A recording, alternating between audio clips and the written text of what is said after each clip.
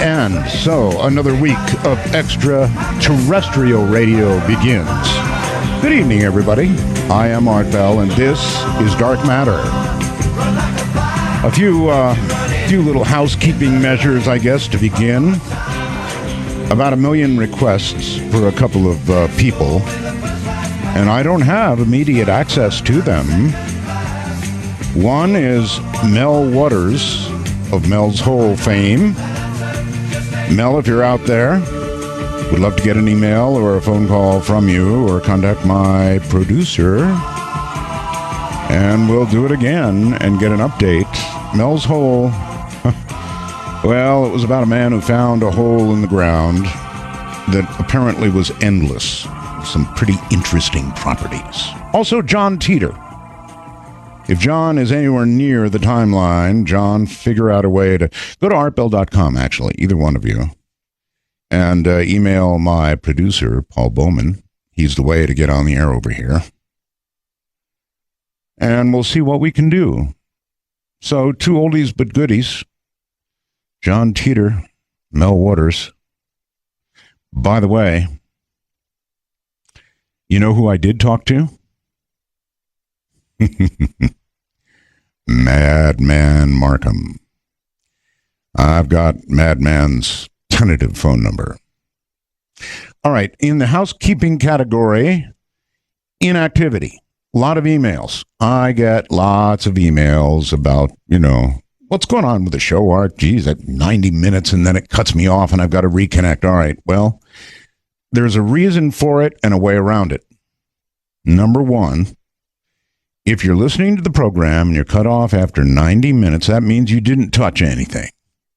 So what I'm telling you to do is reach out and touch.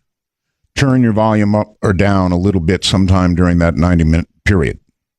Then they begin counting again. You see, it's a sort of man versus machine thing. They know that man can make mistakes. Not machines, right?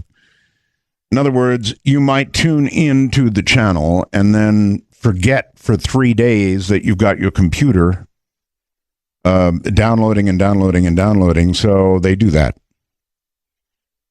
And it will save you money and save them money because of streaming costs. Bandwidth is money. Have you heard that before? Bandwidth is money. So all you've got to do to prevent it anyway is reach over and touch the volume or something, turn it up or down a hair, or almost anything you do on the receiver will reset that 90 minutes so you don't get cut off. Hope that helps. Now, the wormhole. The wormhole has been experiencing unusual gravitational effects. What that means, translation, is that our wormhole at artbell.com, which is supposed to reliably send a message over here, actually had some sort of software glitch in it. And of course, you guys pounded the holy you-know-what out of it.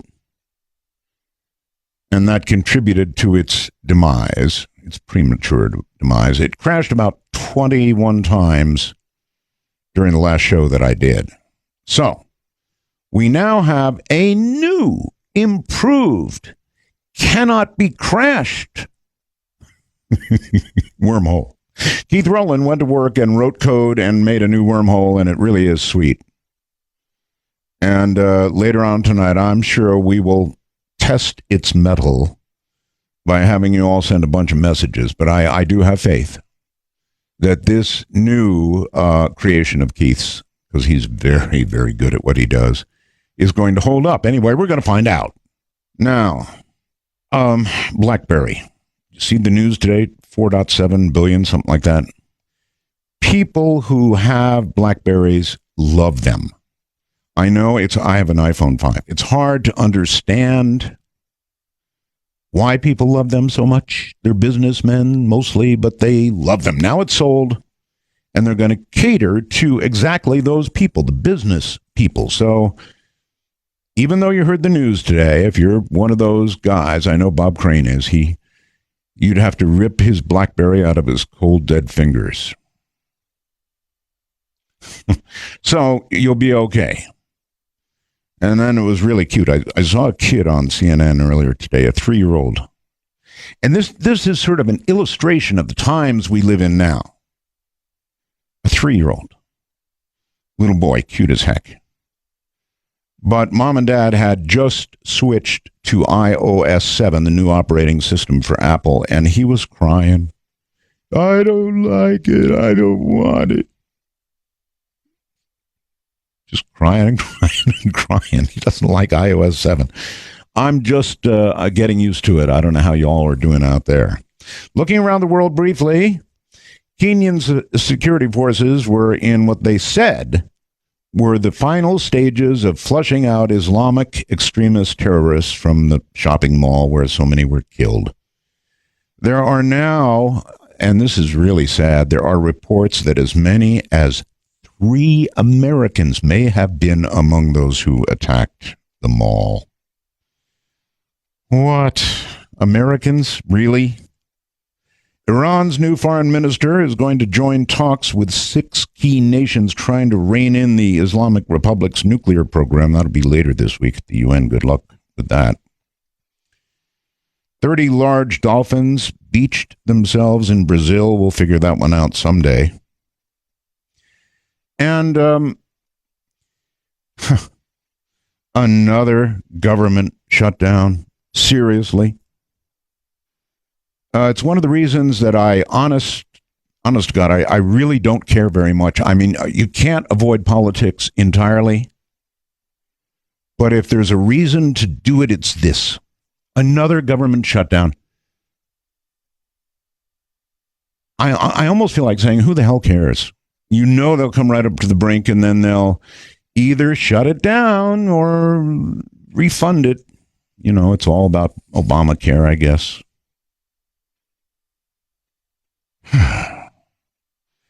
Selective's DNA high-velocity DNA tagging system may come to a neighborhood near you soon. You can actually see it in action, I think, on the web. It's available in both pistol form and rifle form. It is a new tool that would allow government agencies to prevent criminals from running away or disappearing into a crowd before being arrested. Now, what this little baby does, it's a high-velocity tagging system.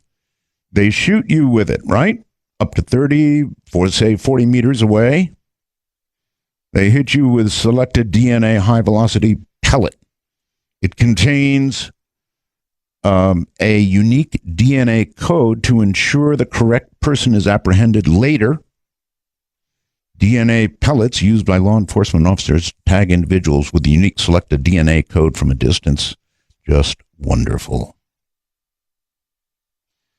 On contact with the target, the uniquely coded selected DNA solution leaves a synthetic DNA trace mark that will enable the relevant authorities to confirm or eliminate that person from their involvement. So in other words, if you're protesting something, and I guess you're getting out of control or whatever, they hit you with this, and boom, you're DNA tagged like that. Incredible.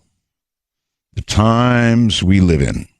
And I can still hear that poor little 3-year-old crying about iOS 7. I don't want it. All right. In a moment, we're going to do a couple of things. We're going to talk about Roswell, and we're going to talk about the Nevada Roswell. I'm Art Bell, and this is Dark Matter. Well, all right, this is Dark Matter, not some other show, so there's a couple of things I want to note here, and that is that it's kind of a different atmosphere. We have either 3 or 4 hours, virtually to do anything we want. It's amazing how much time we have. If you deduct the commercial time, which is extremely minimal, from the totality of the 3 or 4 hour show, you'll find out you're getting a lot of content. So it's kind of like we can take our time and do things at a little or a bit of a leisurely pace there's something I want you to hear. And this is, as you know, well, I guess you know, or you may have heard, that Jesse Marcel Jr. passed recently. A real loss. But I was able to dig up the voice of Jesse Marcel Sr. You know, the guy who actually was there at Roswell. And I thought you'd be interested in a couple of things that he had to say. And it's certainly worth pondering as tonight we delve into what could be a Nevada Roswell, or may have been a Nevada Roswell. Listen very carefully. This is Jesse Marcel Sr. It's pretty interesting stuff. It began in Roswell, New Mexico. Near White Sands and Alamogordo, Roswell was home base for many early tests of atom bombs and guided missiles. Here, also, the practice of military stonewalling may have been perpetrated. The case began when Roswell businessman Dan Wilmot witnessed an amazing object over the town. His son tells the story. This was their home in July of 1947, and it was one summer evening. They were sitting out here. Dad looked up in the west and saw an object that came down and had lights blinking, and it was rather frightening to him, but he said all of a sudden it seemed to rock a little bit and sort of counterbalanced itself, wiggle a little bit, then seemed to settle down and take off at a rapid rate of speed. The next day, reporters heard that the Air Force had found fragments of the mystery object crashed on a remote ranch northwest of Roswell. Excitement ran high until officials announced it was only a weather balloon. Major Jesse Marcel, in charge of the operation, now tells a far different story. They took pictures, of course. They had a whole flock of microphones there. They wanted me they wanted some comments from me, but I wasn't at liberty to do that. So all I could do is keep my mouth shut. And General Ramey is the one who discussed, told the newspapers, the newsmen, what it was, and to forget about it. It was nothing more than a weather observation balloon. Of course, which we both knew differently. Major Marcel had to keep silent because of his strategic position at that time. He was in charge of all security and intelligence on atomic tests in the United States and the Pacific. Marcel retraced his secret recovery operation across the hot New Mexico desert. We left Roswell perhaps around 3:30 or 4 o'clock in the afternoon. As you can see, it's flat. It is very difficult. In fact, with just verbal directions, we never would have found it. We had to follow the ranch around there. The crash site was so remote, it took an entire day to drive there. The following morning, we went out to the site where the crash was. And what I saw, I couldn't believe there was so much of it. It was scattered over such a vast area. So we proceeded to pick up as much of the debris as we could, loaded in a wagon. We filled that up. It took us a good part of the day to do that, because there were such small fragments that we had to do a lot of picking. We found a piece of metal about a 1.5 to 2 feet wide and about 2 or 3 feet long. Felt like you had nothing in your hands. It wasn't any thicker than the foil out of a pack of cigarettes. But the thing about that got me is that you couldn't even bend it. You couldn't dent it. Even with a sledgehammer would bounce off it. So I knew that I had never seen anything like that before. And as of now, I don't know what it was. There is new evidence that the FBI then got into the case with a different cover story. Lawyer Peter Gersten, searching through declassified government documents, came across a mention of the Roswell case. One of those documents related to an incident in Roswell, New Mexico, which indicated that the object which had crashed was an experimental kite. The FBI investigated the incident and determined that it was terrestrial, that it was from an organization which had been doing research in experimental kites. What did crash in this desert? A UFO? A weather balloon? A radar-reflecting kite? It was not anything from this earth that I'm quite sure of. All right. Because I was being an intelligence officer, I was familiar with just about all materials used in aircraft and in our air travel. This is nothing like that. It could not be. It could not have been. There you go. That's Major Marcel himself. Interesting to be able to hear his words after all these years, huh? And then one adjoining fact that's pretty interesting. The Roswell incident occurred on July 7th of 47. It was only 3 months later that by order of the National Security Act of 1947, that would be September 19th, 1947, the CIA was created. What a coincidence, huh? All right, coming up now, Jeremy Meador. Jeremy is a Las Vegas, Nevada resident, so he's just over the hill here, who's been interested in the paranormal and ufology since he was very young, so we can probably ask him about the paranormal too. He's part of a group from southern Nevada called the Bigfoot's Pad Paranormal. What a name. He co-founded that in 2003.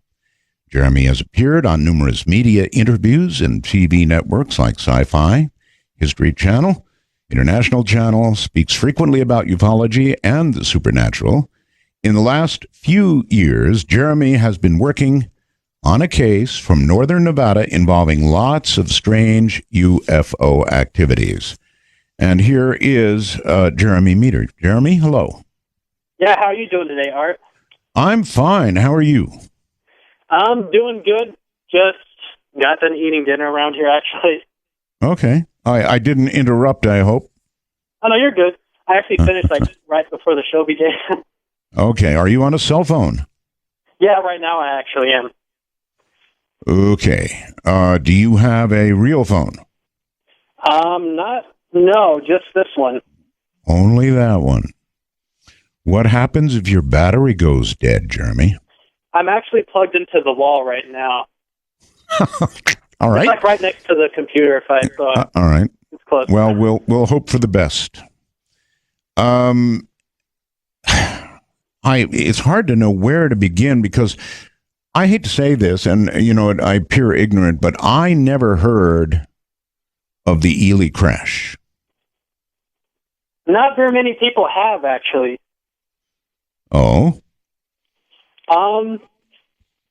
See, where to begin?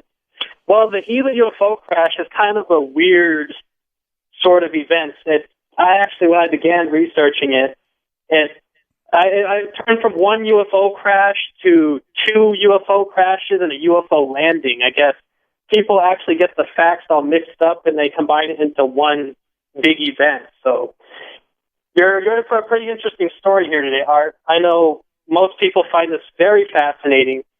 There's stories of men in black. I've actually encountered the men in black in person. There's physical UFO samples that I was given and I picked up from the crash site area. So there's plenty to talk about here. For those who don't know, how big a town is Ely today? It's between 2,500 and 4,000, depending on who you talk to and who you ask exactly. And I think Wikipedia says 3,500, I think.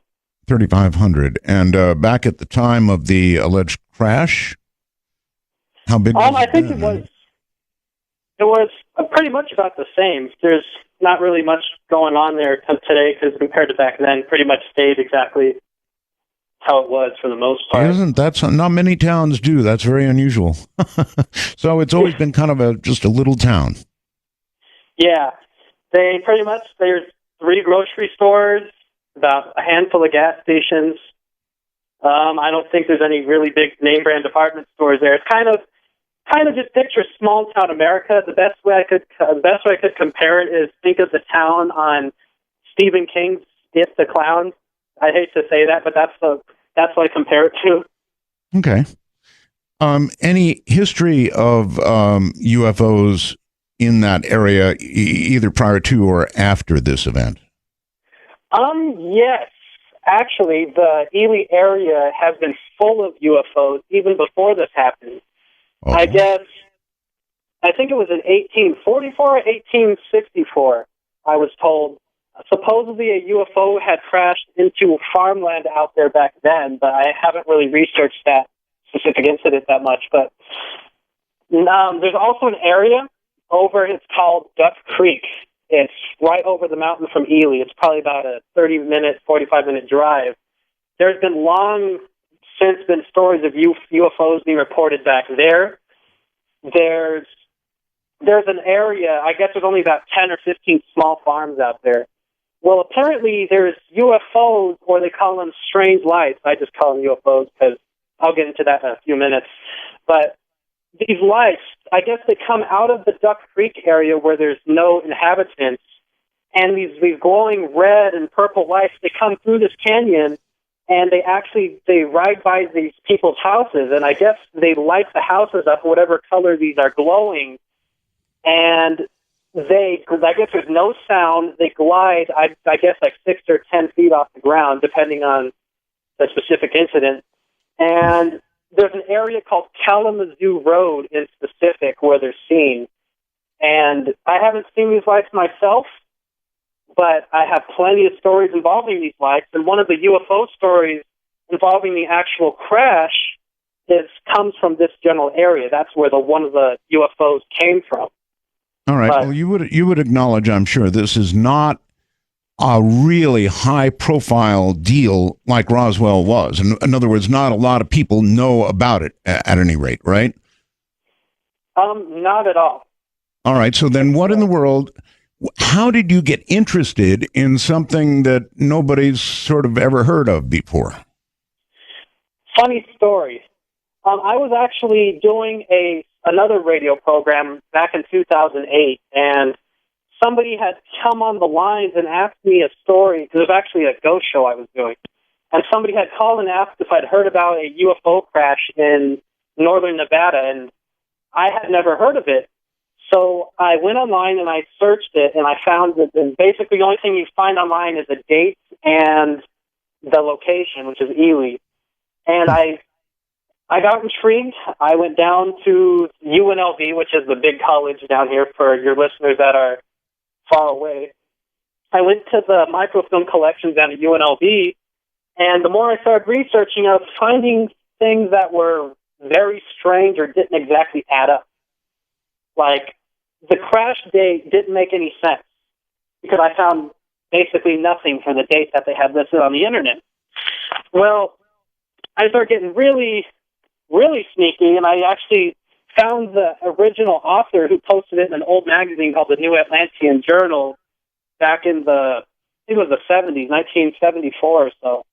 And they had actually directed me, the author of that magazine directed me towards the original researcher that had found it. And we got to talking, and based on his facts, I actually went to the town of Ely and found there are tons of first-hand witnesses, tons of stories, been to the crash sites and all that. It's interesting. I mean, I don't really have any words to describe how weird the whole situation turned out to be. With this purported crash, is there actual? I mean, there's amazing stories to go with it. For example, they say there were 16 bodies. Is that correct? I know of pretty close number. I know of at least 6 or 8 of them. There's probably more, but I only know about 6 or 8. So do you know anything about those bodies? In other words, any details from anybody who saw? I mean, if there were bodies, then somebody must have seen them, unless the military got to the site. I'm probably jumping way ahead here, and closed everything off so nobody could see. In other words, how does word come of bodies, whether it be 6 or 16? Well, this is one of the most amazing parts of the story. I don't know if you want me to tell it all right now or not, but there were stories of civilians. They actually found some of these aliens were living. They got away from the crash site and were wandering around the flatlands, and right outside of town, actually, people were reporting some of these aliens were alive, walking around. So there was some bodies, that some aliens had died at the crash site, yes, but there was actually some reports of them actually I always call it escaping, but they were escaped and were actually wandering right outside of town, probably about 2 or 3 miles from people's houses. My God, these are people that actually reported to you that they saw these creatures? Yes, I actually didn't have any reports of the alien bodies, and then until the Ely Daily Times newspaper they put me in the paper, and I told basically a little bit of my story, and I got probably about between 5 and 10 different callers who didn't know each other, who actually told me that they had seen either the dead bodies or the living bodies, or not bodies, but living aliens. Did they describe them? Yes. This is another thing that I've never heard before, besides maybe the Flatwoods, West Virginia case of the same year. But anyways, I don't really know how to describe it without giving you a specific eyewitness story, and then I could get more into it. Okay. Any description would be very welcome. Well, I'm going to give you a story real quick, Art, and then I'll get more into the two different types of beings that they reported. Sure. Well, so the most detailed account of the alien bodies, there was four children. Their ages, I think, 4, 6, 8, and 10. That's all 2 years apart. Two of them one was a brother and one was a sister, and the other two were friends. Just like they're friends. They lived at the base of a mountain right outside of town. I don't know if they want me to give away the exact name of the mountain right away, because people are going to go out to the mountain to try to find something. I'll get into that in a little bit. Well, this mountain is literally overlooking the town of Ely. Okay. And people live on the base of this mountain. And there's a big, giant boulder in the center of the mountain. And I guess all the townspeople back then and nowadays, they go up to this boulder and they hang out. Some people go up there and drink beer, or people go up there and just teenagers hang out and that sort of thing. Well, these kids were up on this mountain. Their house at the base of the mountain. They were deep in this mountain and they were playing. I don't know what they were playing, but I guess they were just playing around. And I guess the sister, because I told 3 of them were girls and 1 was a boy. The boy is now deceased, but the sister was the original one that contacted me.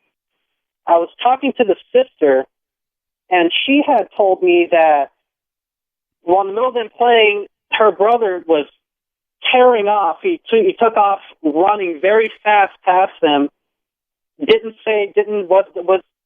he was like in the hysterics, crying and running away, and they didn't know what he was running from.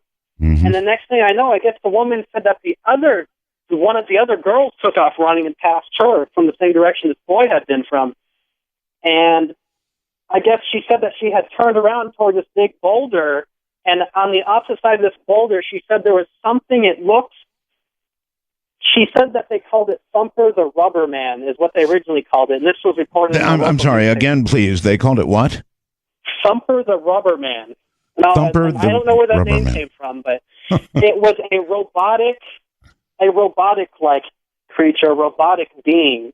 She said that it was metallic looking, and she said you could see the reflection of the rocks and the trees and this being's, I guess its torso, its whole body. She said that it had at least one of the arms was a pincher. I told her like Robbie the Robot, and she said, yeah, kind of like Robbie the Robot. But whatever this thing was, she said it was either walking fast or it was running. But whatever this thing was, it chased all 4 of these kids off the mountain, and they ran into their house. Whatever this creature was actually pacing around their house. And she said that what's that? Now, is this thing large, small? She said that it was about the size of an average man, so about 5 to 6 feet tall. It wasn't. But with pincers. She said it had at least one pincher. I could have had it on both hands. I know that she said at least one hand. Okay. But whatever this thing was, I guess they ran into the house, and one of the little girls actually fainted, and she had to be brought to the hospital eventually sometime throughout the day because she was having problems breathing and was having heart problems because she got so scared at seeing this thing. Right. And apparently they called the police, and the police went out to the house, and they never found whatever the thing was. I guess it had went back into the forest. But here's where the story gets more interesting. It's already interesting enough. Hold on a second. It's already interesting enough now Yeah. You said the police became involved, right? Yeah, the police showed up on the property. So perhaps, with luck, there's some sort of police report that was filed? Well, I went down to the police station and tried to get the police reports. They told me that supposedly they couldn't access the reports that were that old, which I don't know if they can or they can't. I know of other researchers that have found older reports than that, but... Yeah, a local police station, maybe not. That's an awful long time ago. Well, apparently... And so that we're clear, what is the exact date again of the crash, please? July 7th, 1952, which is 5 years to the date after Roswell. Yeah, isn't that interesting? Same day of the year, huh? July 7th. Oh, yeah, 5 years later. Wow. All right, so no police report. Nevertheless, the police were there. One child ended up in the hospital. This is really quite a story. It's quite a story. And how substantiated do you feel, Jeremy, all this is? I think it's way underlooked, and I think the whole case in general should be talked about more, and more people should know about it than that do already, personally. Well, based on what I've heard so far, I would agree with you, yes. It sounds like a big incident. When you have creatures, when you have alleged aliens, people scared, the police, hospital involved, it's beginning to get to the point where I'm wondering. Now, I'm sorry to be jumping ahead on you, Jeremy, but I looked all this up on the internet before I had you on because I wanted to see what sort of story I was getting into. And I did find a YouTube piece, which, by the way, I sent to Keith, and it's up on artbell.com if you want to see it right now. And indeed, there's been a local investigation. And when they first looked in the newspaper archives, suspiciously, the day in question's newspaper was missing. All the rest of them were there, but the day in question was missing. Now, they did go to, I guess, some microwave backup or something and found a newspaper for that day, but it didn't reference any UFO crash. Am I right? Yes, because the actual date is in July, and the internet says that I think it's August 14th or August 12th. It's actually a month before that. And so that's why the past investigators that have tried to look it up have never found any information, because they haven't been looking at the right date. They've been looking ahead of time. Oh, my. Okay. And, sorry, Art. That's all right. Have you now gone back and looked at the correct date and looked for anything in the paper at all? Yes, actually, the Nevada newspapers, especially Ely, didn't report any sort of incident. If you go to Oregon, Idaho, Washington, or Utah, it did make the front page of many newspapers in those states. Like the government or somebody censored the Ely newspapers and all the ones in those little towns that are around there. Huh. Because Amazing. I don't know why a Nevada paper, especially the town of Ely, would not report that in their paper, but yet Ogden and Salt Lake City would have it in theirs. Because if it makes front page in Salt Lake City, and that's 2 or 3 hours away, I'm pretty sure that would have been front page news in Ely, you would think. All right. Boy, I wish you had a real phone there. It just cell phones kind of clip things off a little. Cell phones kind of clip things off a little bit, and sometimes it's hard to hear. All right, I'm going to ask you to hold tight for a moment. We're going to take a very quick break, and when we get back, we'll get further into the story. But it certainly is fascinating. I mean, imagine something of this magnitude, many bodies, and a crashed UFO in Ely, right here in Nevada, not far away from where I am now. Well, relatively. All of that, and we're just now talking about it after all these years. You're listening to Dark Matter. You know, this song, I guess I had never heard when I was in Manila, the Philippines. I heard it on a radio station, and I went, wow, I really like that. And, of course, I obtained it, and then pretty much listened to it until my ears bled. That's the only way I can get a song out of my head, is to just do it and do it and do it and do it till I see blood. Welcome back. My guest is Jeremy Meador, and he's talking about a UFO crash in Ely, Nevada, right here at home. And it's incredibly fascinating stuff. I mean, really good stuff. But that cell phone connection he's got is absolutely awful. We're going to have to see what we can do to get through it. With regard to the wormhole, let's see. David says, the wormhole's a nice idea, but it says, do not expect a reply. I don't see how a reply is possible. It looks like a one-way street to me, in which case an expectation of a reply is erroneous. It should say replies are not possible. Well, wrong, David. What do you think you just got? That's a reply. So the wormhole, I mean, feel free to test it, folks. Blast it a little bit. Send me messages. Send me questions for Jeremy, and we'll see if it holds up. I'm telling you, last week it collapsed like crazy. Now, Keith coded all weekend. I don't mean he, lost his heartbeat or breathing or anything. He wrote code until we got a new wormhole. And so far, so good. All right, Jeremy, welcome back. Mm-hmm. Now, question for you, Jeremy. Did my producer ask you if you had a landline phone? Yeah. And you answered what? I actually only have my cell phone at the moment. Yeah, I understand that. When he asked you if you have a landline phone, what did you say?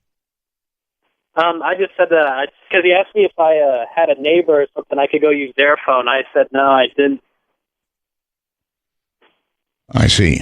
Okay, well, it's really tough on the air, Jeremy, because what you're saying is really fascinating stuff, and I'm going to try and continue with you here, but it's, cell phones are just not the way to go for an interview. That's why we talk about landline phones. So let's keep going as we can. Anyway, the actual crash site itself, Jeremy, you said it was overlooking the town of Ely. So obviously it's up on a hill, up on a mountain, whatever. Is there not the actual crash site? That's where the living aliens were reported.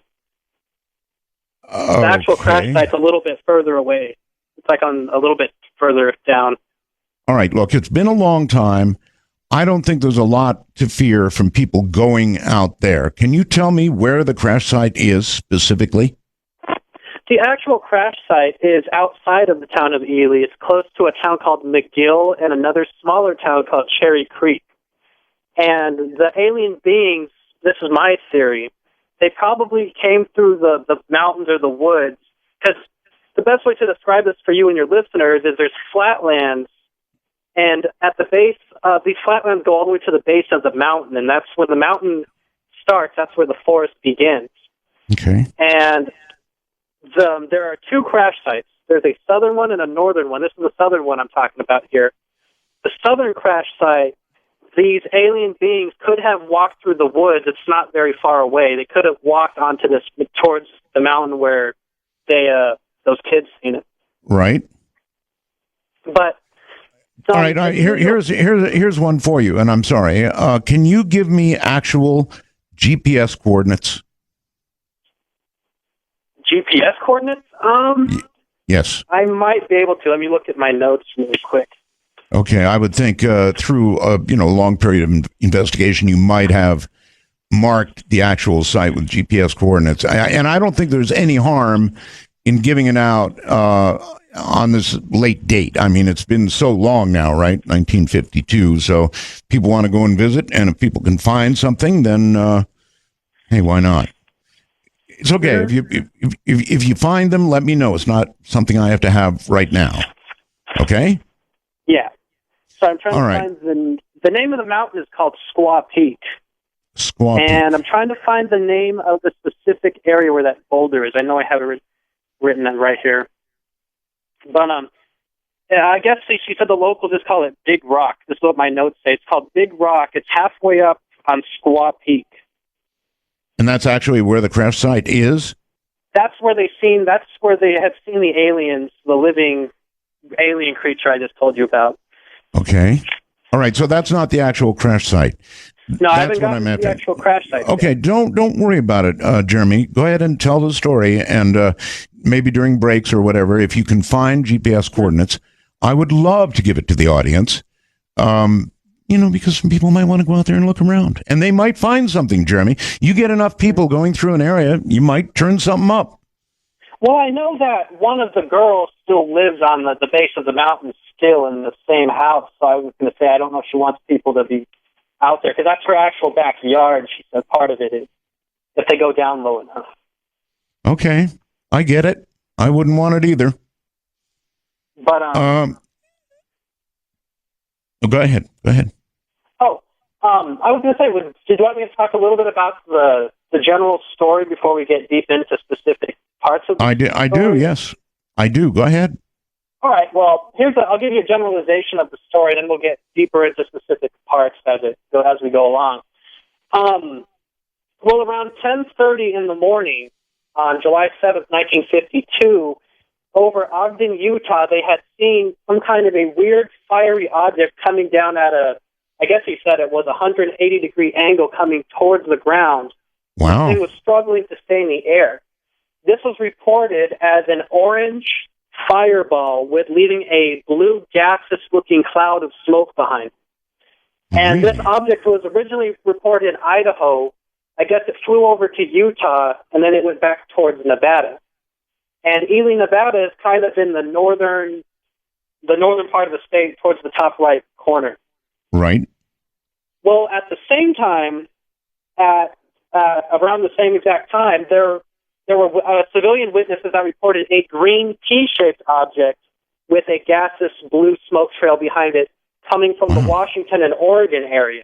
Wow. And these two objects are coming towards each other, and the next thing you know, the western or eastern object flies over Salt Lake City. Well, Hill Air Force Base, they actually had a tower there, and they reported that they had seen this object, and they actually got planes in the air to chase after this object, I guess, is what the Project Blue Book reports say. Wow.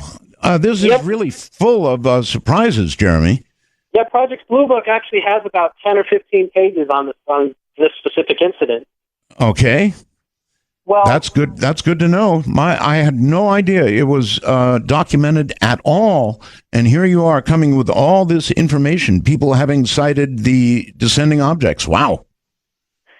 Well, here's what happened. So there was a B-17 that's flying around Hill Air Force Base doing maneuvers, I guess training of some sort. It doesn't really say, but this B-17 was doing training maneuvers, and the tower told them to go chase after this object. Well, they were going 300 miles per hour, and they said they came nowhere near this thing. They flew through that gaseous blue cloud I was telling you about, but they could never catch up to it.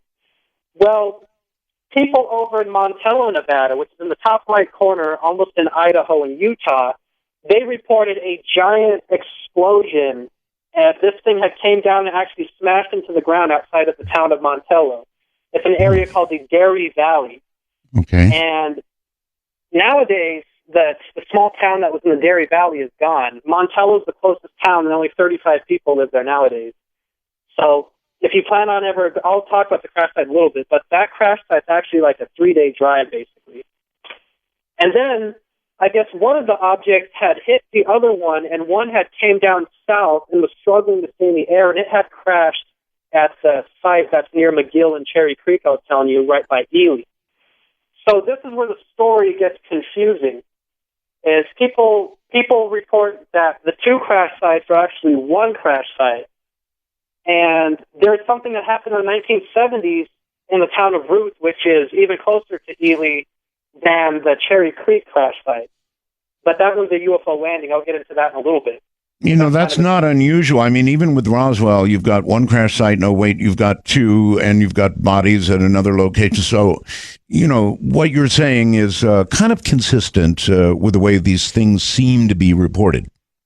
Yeah.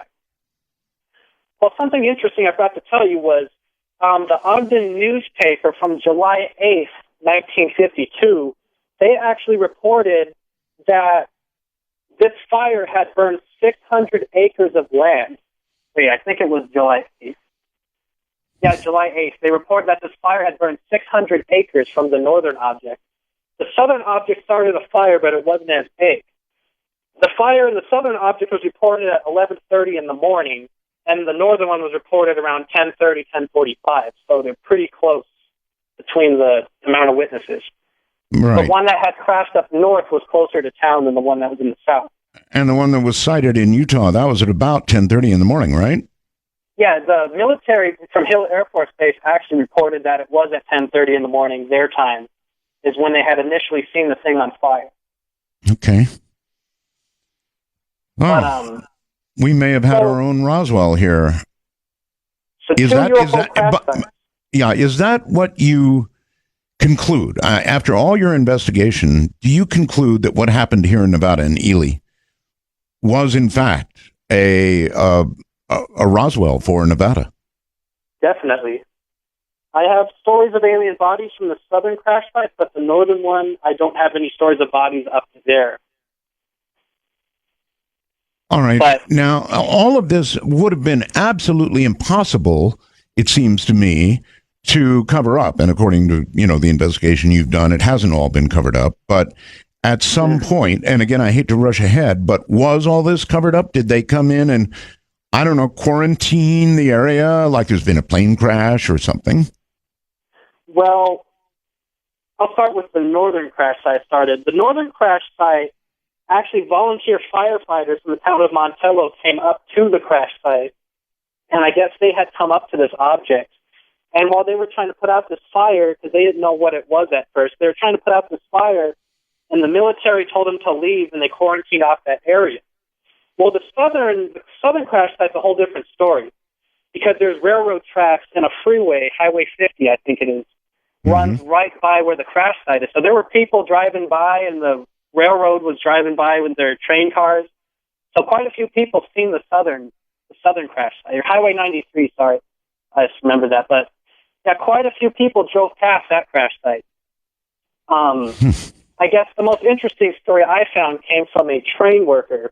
The Nevada Northern Railway is what the company was called. They used to run trains coming from Ruth, Nevada, which has one of the biggest copper mine pits in the world. It's called the Robinson Mine. It's been open since the 1800s. But anyways, this train used to bring people to work, used to bring people to school, because it was a remote area, especially at that time.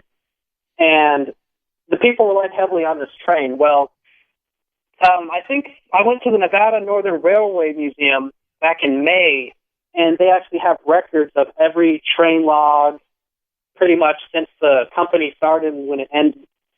And the story I'm about to tell you actually found documentation of it at the Railway Museum, and I'll get to that in a minute. But anyway, so this man was riding on a train. I'm not exactly sure if he was an engineer or what he was doing on the train. I never asked him, but he was riding the rails, and he came across a section of the track, the man told me, that was torn up like pretzels.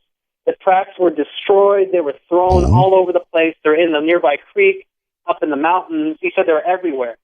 So torn up like pretzels? Is that what you said? That's his exact words. He says they were bent like pretzels. Bent like pretzels. Wow. Yeah. Imagine what it would take to bend the track, a train track. Imagine what it would take. Oh, yeah. Well, so they managed to stop this train just in the nick of time, I guess.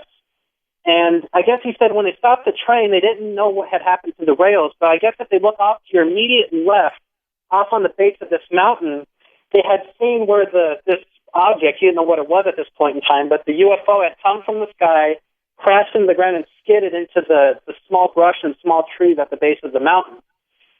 And he told me that the thing was still smoking. It had just happened. This was around noon, by the way. He said 12 or 12:30, so it had just happened recently. Right.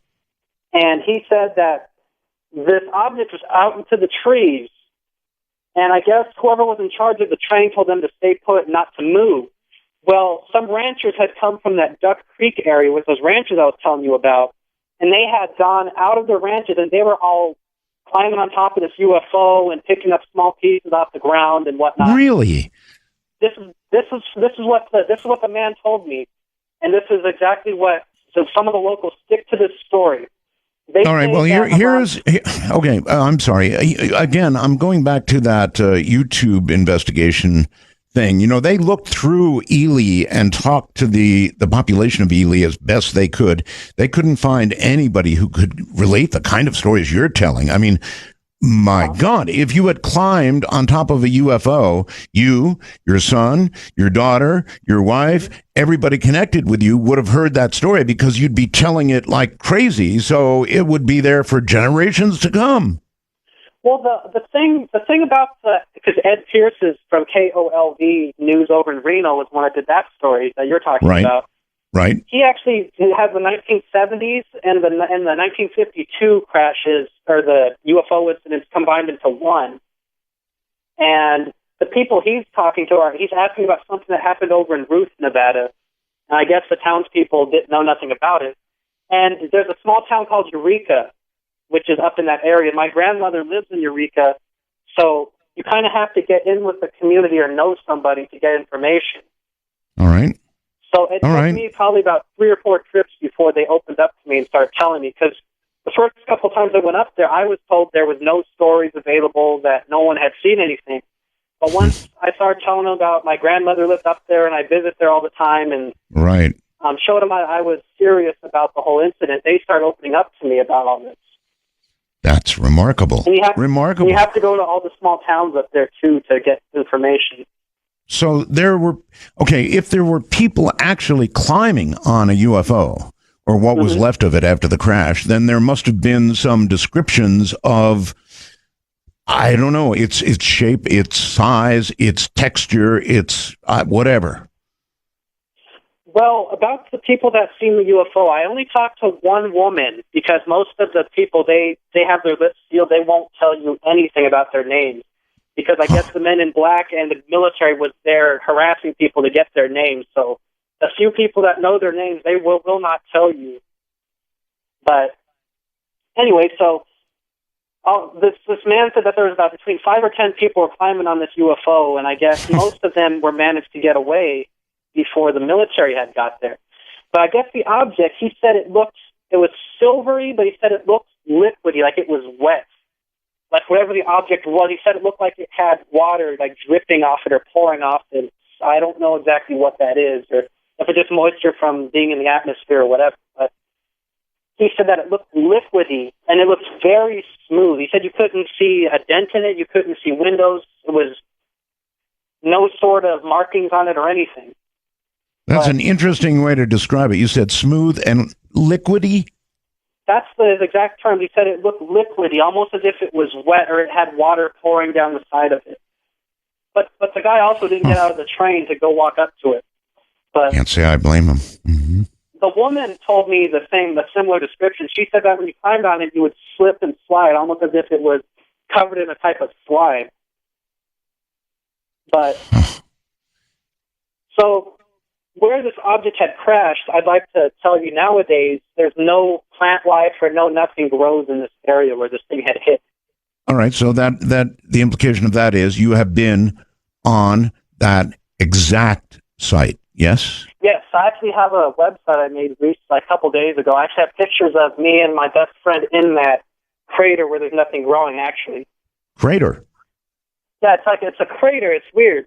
If you look on MapQuest, you could actually see it from the sky. A crater, okay. Now you're talking. These photographs that you took, do you have them? Yeah, I have them all saved on my computer. I put some of them up on my website, but if you would like more, I can email them to you right now if you want. Don't email them to me. Email them to Keith Rowland, webmaster@artbell.com. All right, I'll send over. All you've got to do is put webmaster@artbell.com. Okay. All right. We would obviously love to see the photographs. I didn't know you had these. That's going to be very helpful. I also have pictures of the physical evidence I was given too. Oh, do you now? And I have pictures of magnets sticking to it. And I'd like to tell you, I brought these strange samples to several, between 5 and 7 geologists. Yes. And a lot of them worked at the mines up in the area, and none of them could tell me what these are. Okay, back up. You keep surprising me. Now you're saying you have physical samples. So you went up to this area, and how did you get your hands on physical samples of whatever we're talking about here? Well, originally I had gone to the town of Ruth because that's where I thought the original UFO crash had been from, where it was at. Right. I was given a rock. It looks almost, I don't know if you know what hematite is, but it looks similar to this rock called hematite. I'm holding this in my hand as I'm telling you. And this rock, it's dark colored, almost like a dark brown or a black. Almost looks like a lava rock. Mm-hmm. It's almost like the color of a lava rock. It's smooth, and it's magnetized. Like if you put a magnet near it, it'll stick to the magnet. Okay. I don't try not to put it near electronics, so I don't want to ruin my electronics if I have it, but... Smart move. So this is, you're characterizing it as a rock. Yes. I was told that this is that stuff that was dripping off of the UFO. Oh. It's hardened. They collect a sample of it, and it's hardened over time. Okay. So that's what this is. You never saw it in any other condition other than hard, right? I've never seen it in any other condition other than hard, but I was given the same exact rock from the UFO landing site from the 1970s and from the 1952 Southern crash site, the same exact rocks. Really? And so this was stuff that was dripping off the side of the craft that then hardened. And yes.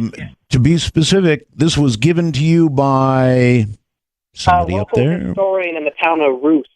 A local historian. How did you discover that it had magnetic qualities to it? The woman actually told me about it when she gave it to me. I guess she was playing around with it before she gave it to us. And this woman had about 5 or 6 of these rocks. She just gave me one of them, and the other one that we found on our own at the crash site. More and more interesting. Okay. Now, you did say a little while ago, at one point, before the military came, I believe is what you said. So the military did eventually get there, correct? Yes. Well, anyway, so the people are climbing around on this UFO. Yes. And I guess he said after about an hour or two, he said they're sitting in this train. They had no idea what was going on, I guess, at this point in time. Well, he said that eventually several military vehicles, he didn't say exactly what kind of vehicles, but he said that military vehicles of some sort had driven up to the site, and they told everybody to get off of the train, that they were driving them back to Ely. But he didn't exactly say where they were going to take them in Ely. So they took them to Ely, to the police station of all places, and he said they were interrogated by these people. Well, he said they do not know what happened to the train. There's no records of the train ever arriving in Ely or the town of McGill, which is the next big train station going north. And wow. North of that, there's a town called Cobury, and it wasn't ever reported to be there either.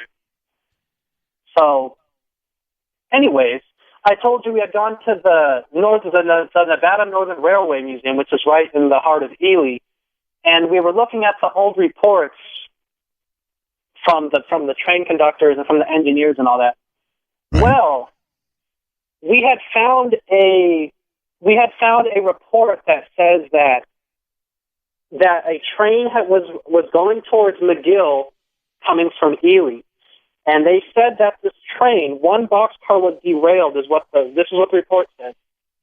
It says nothing about a UFO, but it does say that 48 feet of track was damaged. And the museum, I don't call him the curator or the head honcho at the museum, Sean Pitts, he was very surprised that this had happened, because he told me he had never heard of any tracks being damaged in that sort of length, or that he's been there for years and years, and he's never heard of anything similar to that. So anyways, the tracks come in 16-foot sections, and that would be what, like 3 or 4 sections? Sure. Something like. So 3 or 4 sections of track were damaged. Bent like pretzels. And it doesn't say what happened. It has the same exact word. It says the people were taken off the train by an official. It doesn't say who. It just is an official. They were taken off the train and brought back to Ely. Well, it doesn't say where they were brought back to in Ely. They weren't brought back to the train station. And it doesn't say what happened to the train, because in the arrival part of the log, it doesn't say where it arrived. It just says when it left. So I wonder if they were taken back to Ely and put in some sort of auditorium-type atmosphere and instructed that they had just seen nothing. Well, the guy that was on the train didn't get into deep detail on what exactly they were questioning him about. He just told me that he was questioned, because the guy started getting kind of scared when I started mentioning that I was going to be up there in a few weeks and I wanted to talk to him. So the guy got kind of scared. But really? So anyways, we found documentation at the Railroad Museum basically saying word for word what this guy had told us on the phone related to the UFO crash. So anyways, I'd asked the curator at the museum how because I didn't know. I said, how do you move a train? Like, how do you move a train, or what's the process go? He said that there's two ways. You can either take a giant crane from another train on the track and move it physically, like pick the whole thing up and move it. Right. The other way, he said, is that you have to take the train apart into several sections and then transport it that way. Well, so either way, it would have been a really big deal. Yeah. So the military ended up closing off that road I was telling you at the freeway that runs by there. And anyway, so they closed off this highway, and he said that this was from one of the military men that was on the site. He told me they had brought the biggest crane in the county to pick this thing up. So it's a pretty big object. They got the biggest crane in the country to pick, or not the country, the county, and he didn't exactly say what kind of crane it was or how big it was, but I'm assuming pretty big. I asked him the question about helicopters, if there was a helicopter involved. I guess the helicopters at that point in time weren't like they are nowadays. They weren't good enough to pick the object up and carry it like you could now. Right. So anyways, I guess they put it on a giant flatbed truck and they drove it south. He didn't exactly say where to the south, but I know Area 51 to the south. I guess maybe they could have brought it there, but that would be a logical, that certainly would be a logical place to take it. All right, hold tight. My guest is Jeremy Meador, and he's got an awful lot of information about a crash that didn't happen. Except, of course, it sounds like it really did. And this is the Area of 51. Evening, everybody. Jeremy Meador is my guest. Now, what you're hearing about is very interesting because it really sounds, for all the world to me, just like a Roswell, only here in Nevada and little known. But obviously, there is some serious amount of evidence to go along with this. And by the way, on that note, it's my understanding Jeremy is emailing a couple of segments of photographs to my webmaster, Keith Rowland, and we'll get them up for you. That may identify the location. Jeremy, you're back on the air again. Yeah, I'm sending you the pictures on about 2 or 3 separate emails because they won't let me send them all at once for some reason. That's fine. That's fine. The emails, or the photographs, I should say, are going to be of this material, number one, right? Yes. And number two, of you standing at this, well, you called it a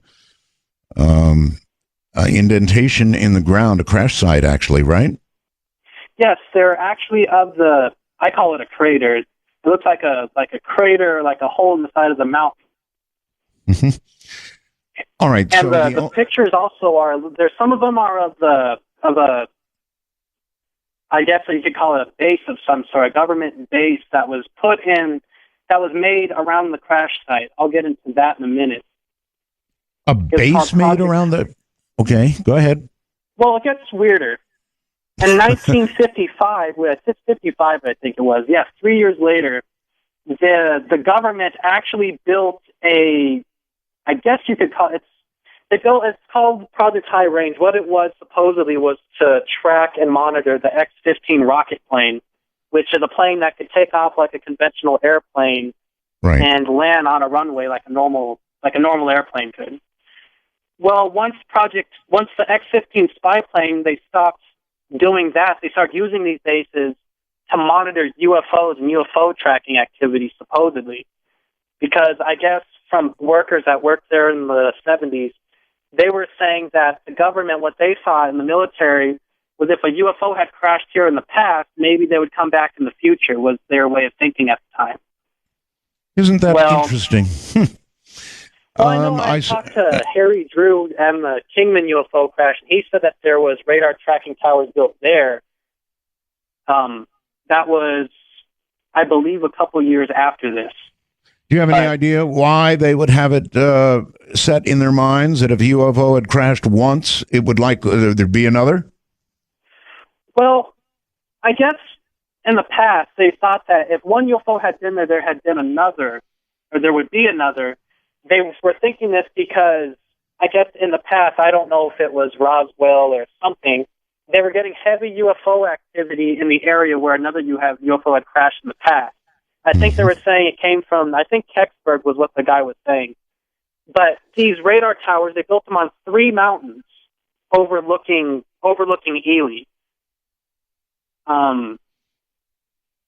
Squaw Peak, ironically, is where the main station was put, where they were seeing those aliens on the mountain, and it's overlooking the crash site of the southern crash site. So I don't know if that's just a coincidence. I kind of think not, but okay. Anyway, you've said that you have had run-ins with Men in Black while you were doing research on this crash. Oh yeah.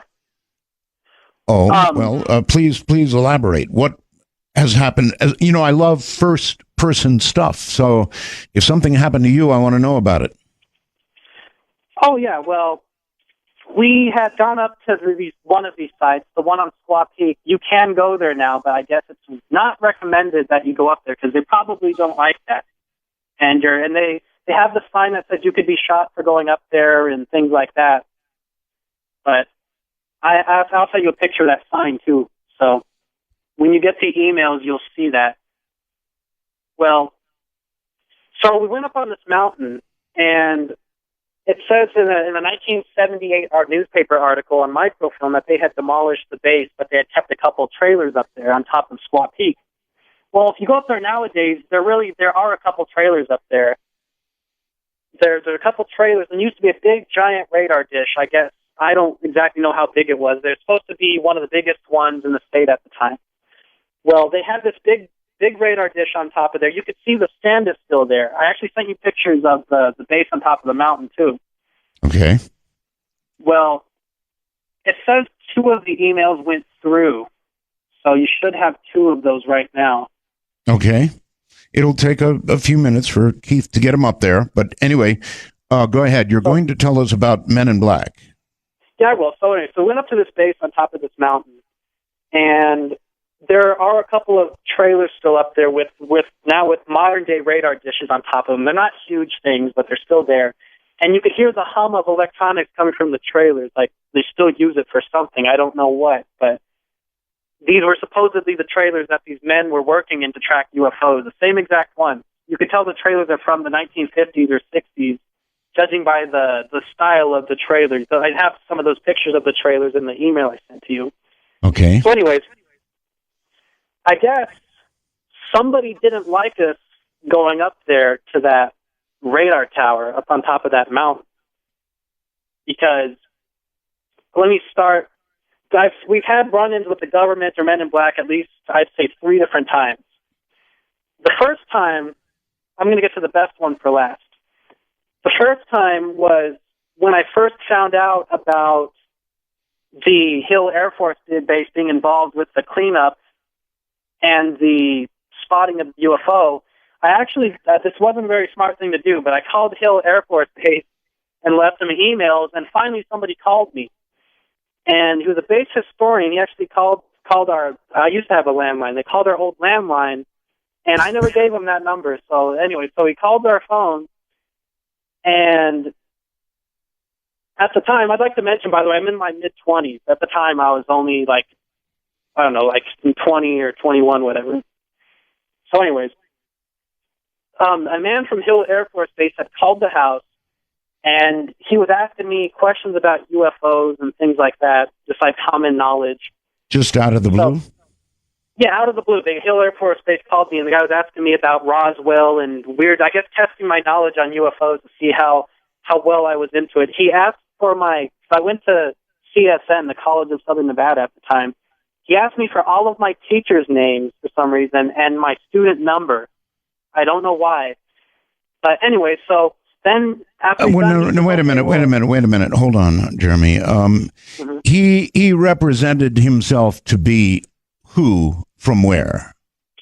I have my notes right here, actually.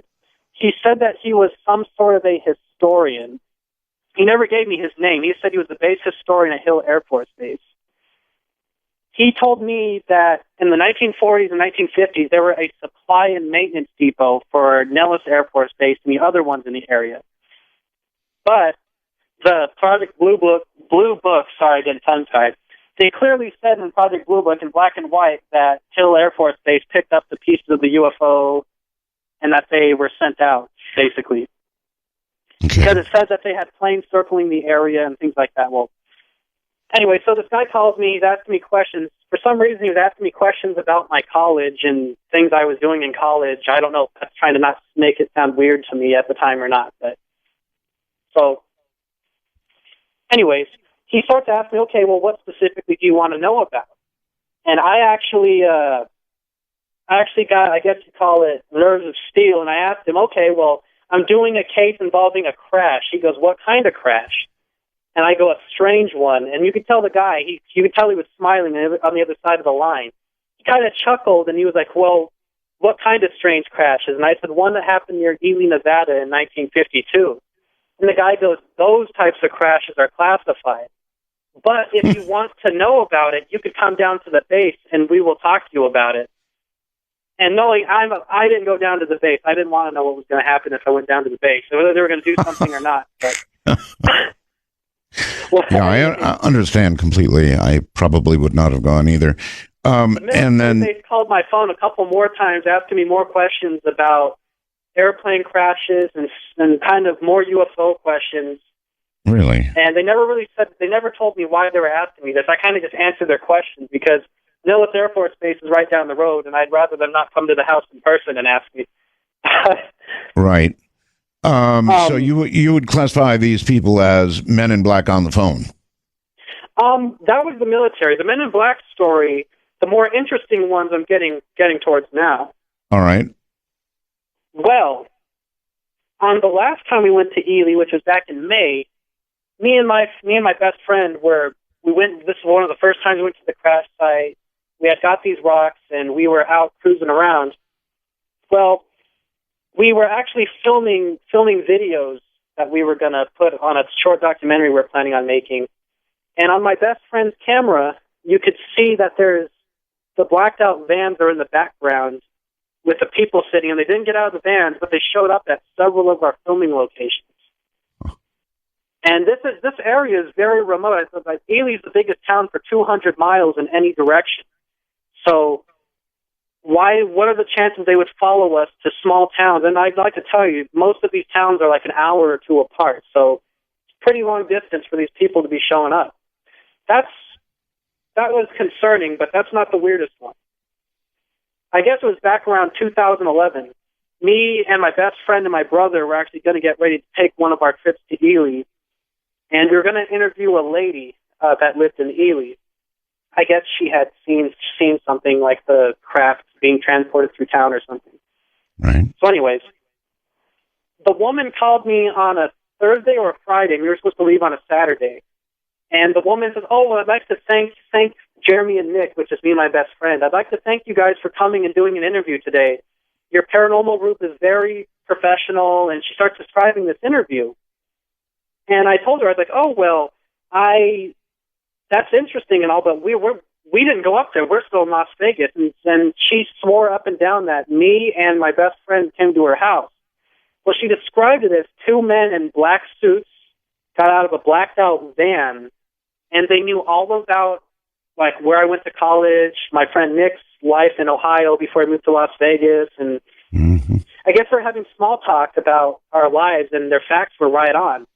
I don't know who these people are, but she described them basically as your typical Men in Black impression, or like what you would think of the Men in Black. And I guess they conducted some sort of interview, and the lady got so scared when I said that it wasn't us that she never talked to us again.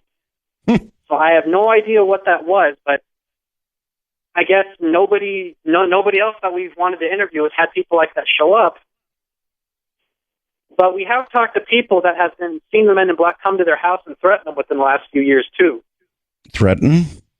Yes. There was a man named Claude House. He's actually on that video that you have on your website. Right. He was talking to the Channel 8 News in Reno. I think that video was from 07 or 06. He was telling his story about what he had seen or what he thinks he remembered. Well, I was told by a couple of the locals to go call him because I guess him and his brother were young at the time, but they had seen something. I called Mr. House, and he told me, "Oh, I'll be glad to do an interview with you." And I said, "Okay, it's a paranormal interview," is what I described it as. And he was like, "Okay, let's do the interview." So I called him on the phone to try to get like a pre-screening before I actually drove up to where he lives. And this man, he was like, "Okay, well, what do you want to ask me?" And I told him, "Okay, well, we're going to be doing a story on UFOs and this and that." And all of a sudden I told him, "Okay, well, tell me about the Ely UFO crash and what you know." This man, he did a 360. He went from calm to hysterics. This man started blubbering and crying. Like I call it crying. It sounded like he was crying. He got very concerned. He told me word for word. He said, "They told me not to talk about it. They told me that I'm in danger if I tell you this." And he kept saying, they. I don't know who they is. But he said they came to his house and they are monitoring him in his phone calls, I guess. And he was pretty scared. Well, that sounds like MIB. All right, so you said you're now in your mid-20s, right? Yeah. When did you begin investigating this? How long have you been at it?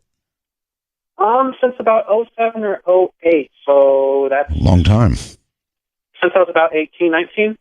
Yeah, that's a long time. So you've been at this a long time, and you've gained the trust of the people there. Yeah. I've talked to several people that had that seen that 1970s thing I was telling you about, and several of those people said that in the 1970s that the Men in Black were in town knocking on people's doors. Like I guess they called them MPs. Some people have started as military police. Some people call them Men in Black.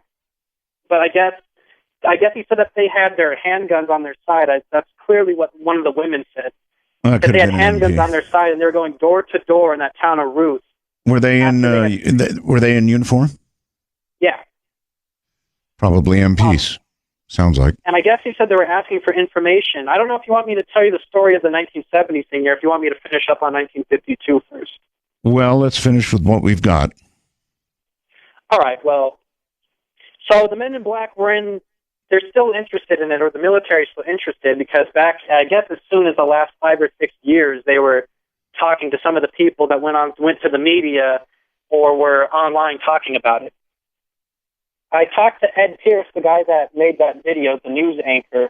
He said he hadn't seen anything weird or had anybody come up to him, so I don't know if it's just certain people or whatnot.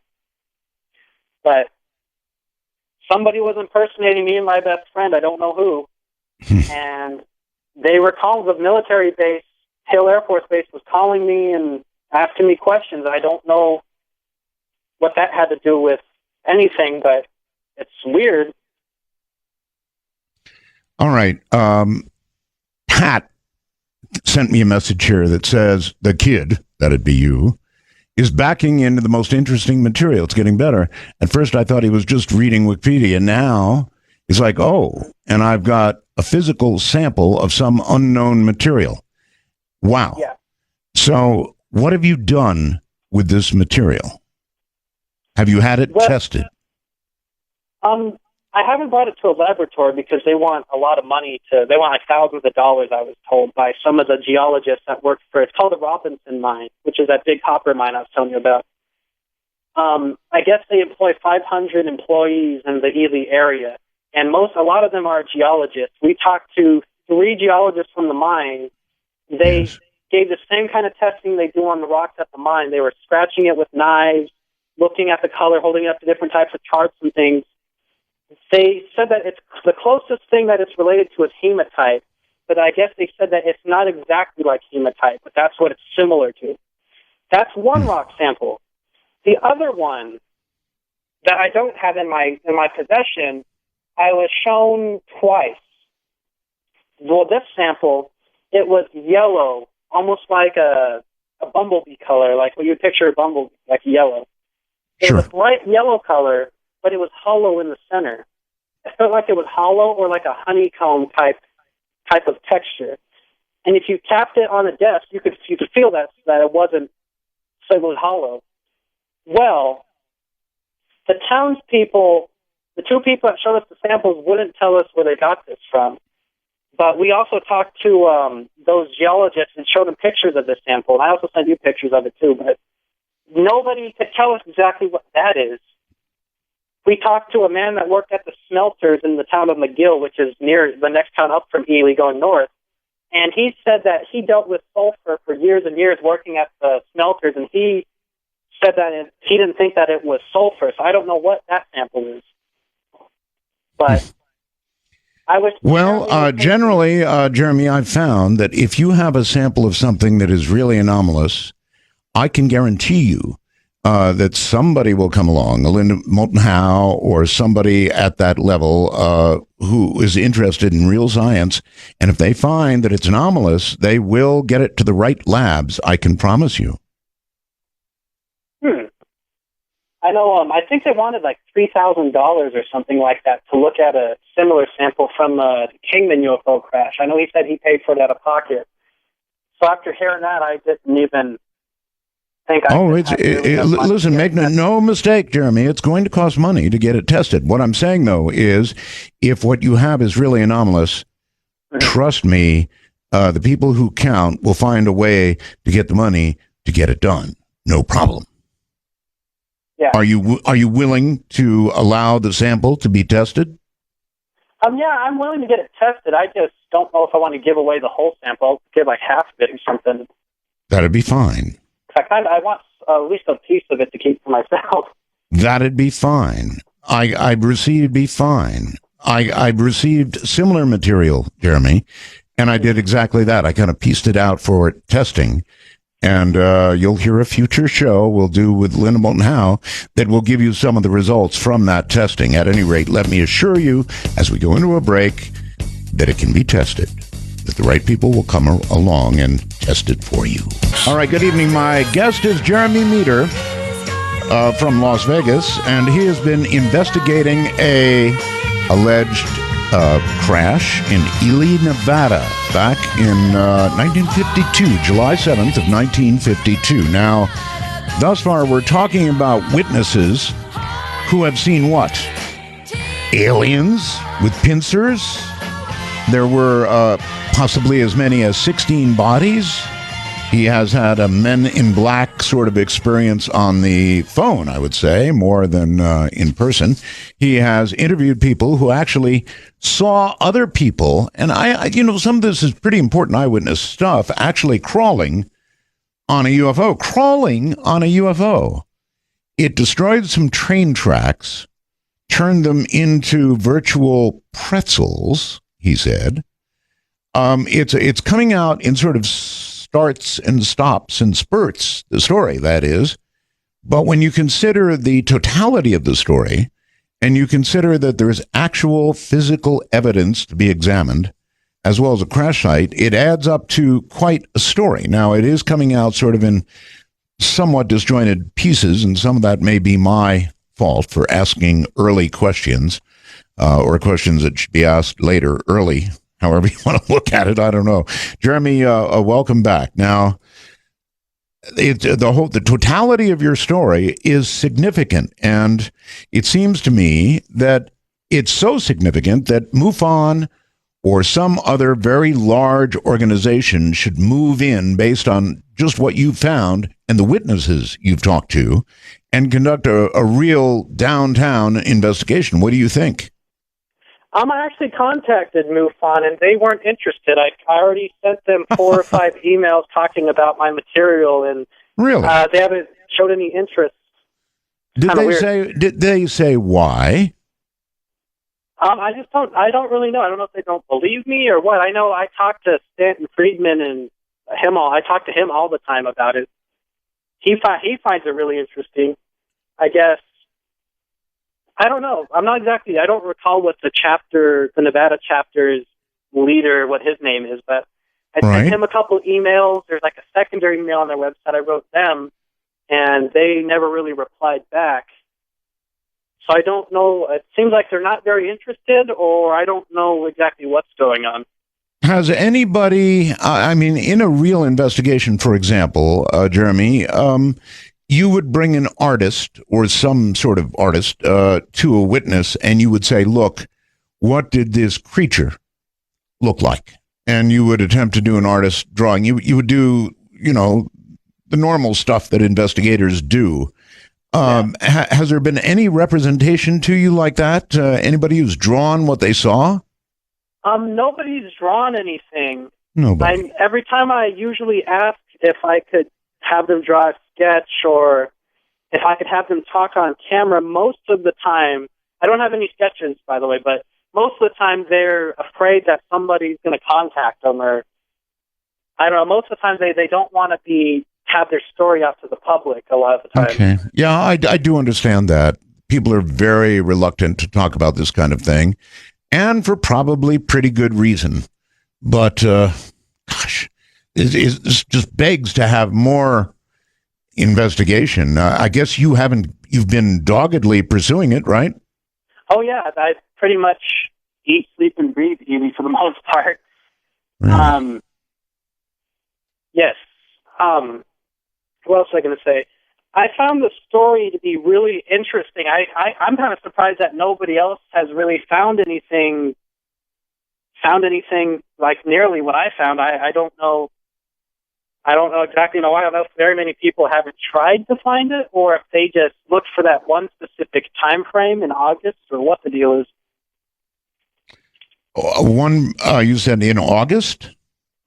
Well, they said it was August on the internet, but it happened in July. It was the 1952 incident. So I don't know if they were all looking in August, and that's why they kind of gave up if it wasn't in August, or what the deal was. Well, 1952 is a long time ago in one way and not very long in another way. As I mentioned, if people have seen creatures, people have been climbing on a UFO, these are things that would be passed down through generations.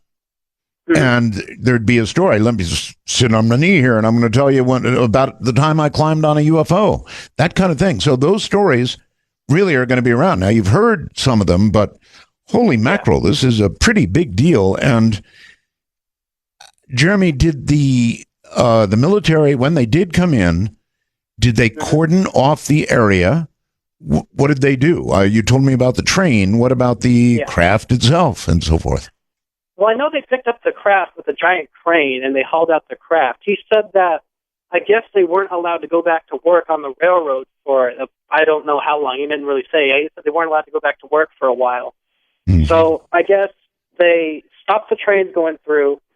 Claude House, the man that got scared when we asked him about UFOs, and his story that he actually told Ed Pierce of the Reno News, he said that the actual freeway was cordoned off.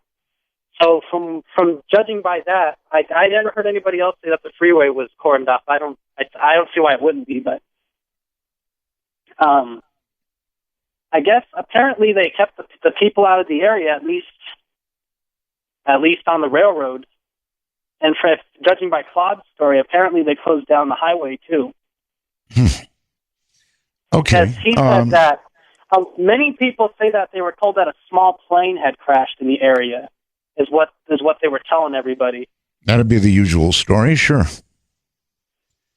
So I don't exactly know how long they kept that story up, but like I said, it wasn't reported in the newspapers, so I don't exactly know how they were getting that message out at the same time. Okay. Have you pretty much stuck with the Ely crash, or have you been involved in ufology otherwise? Well, funny story, really. There's a place called Mount Potosi. It's right outside Las Vegas. It's in between Pahrump and Las Vegas. I guess it's called Potosi I can Pass. walk out of my studio and look at Potosi if the sun was up. Oh, well, Mount Potosi has, I guess there's a lot of UFO stories coming from Mount Potosi. I actually had a weird experience. What got me involved in ufology was when I was about 11 years old, I was in Scouts. And we went on this night hike in Mount Potosi because there's a Boy Scout camp up there. It's closed to the public.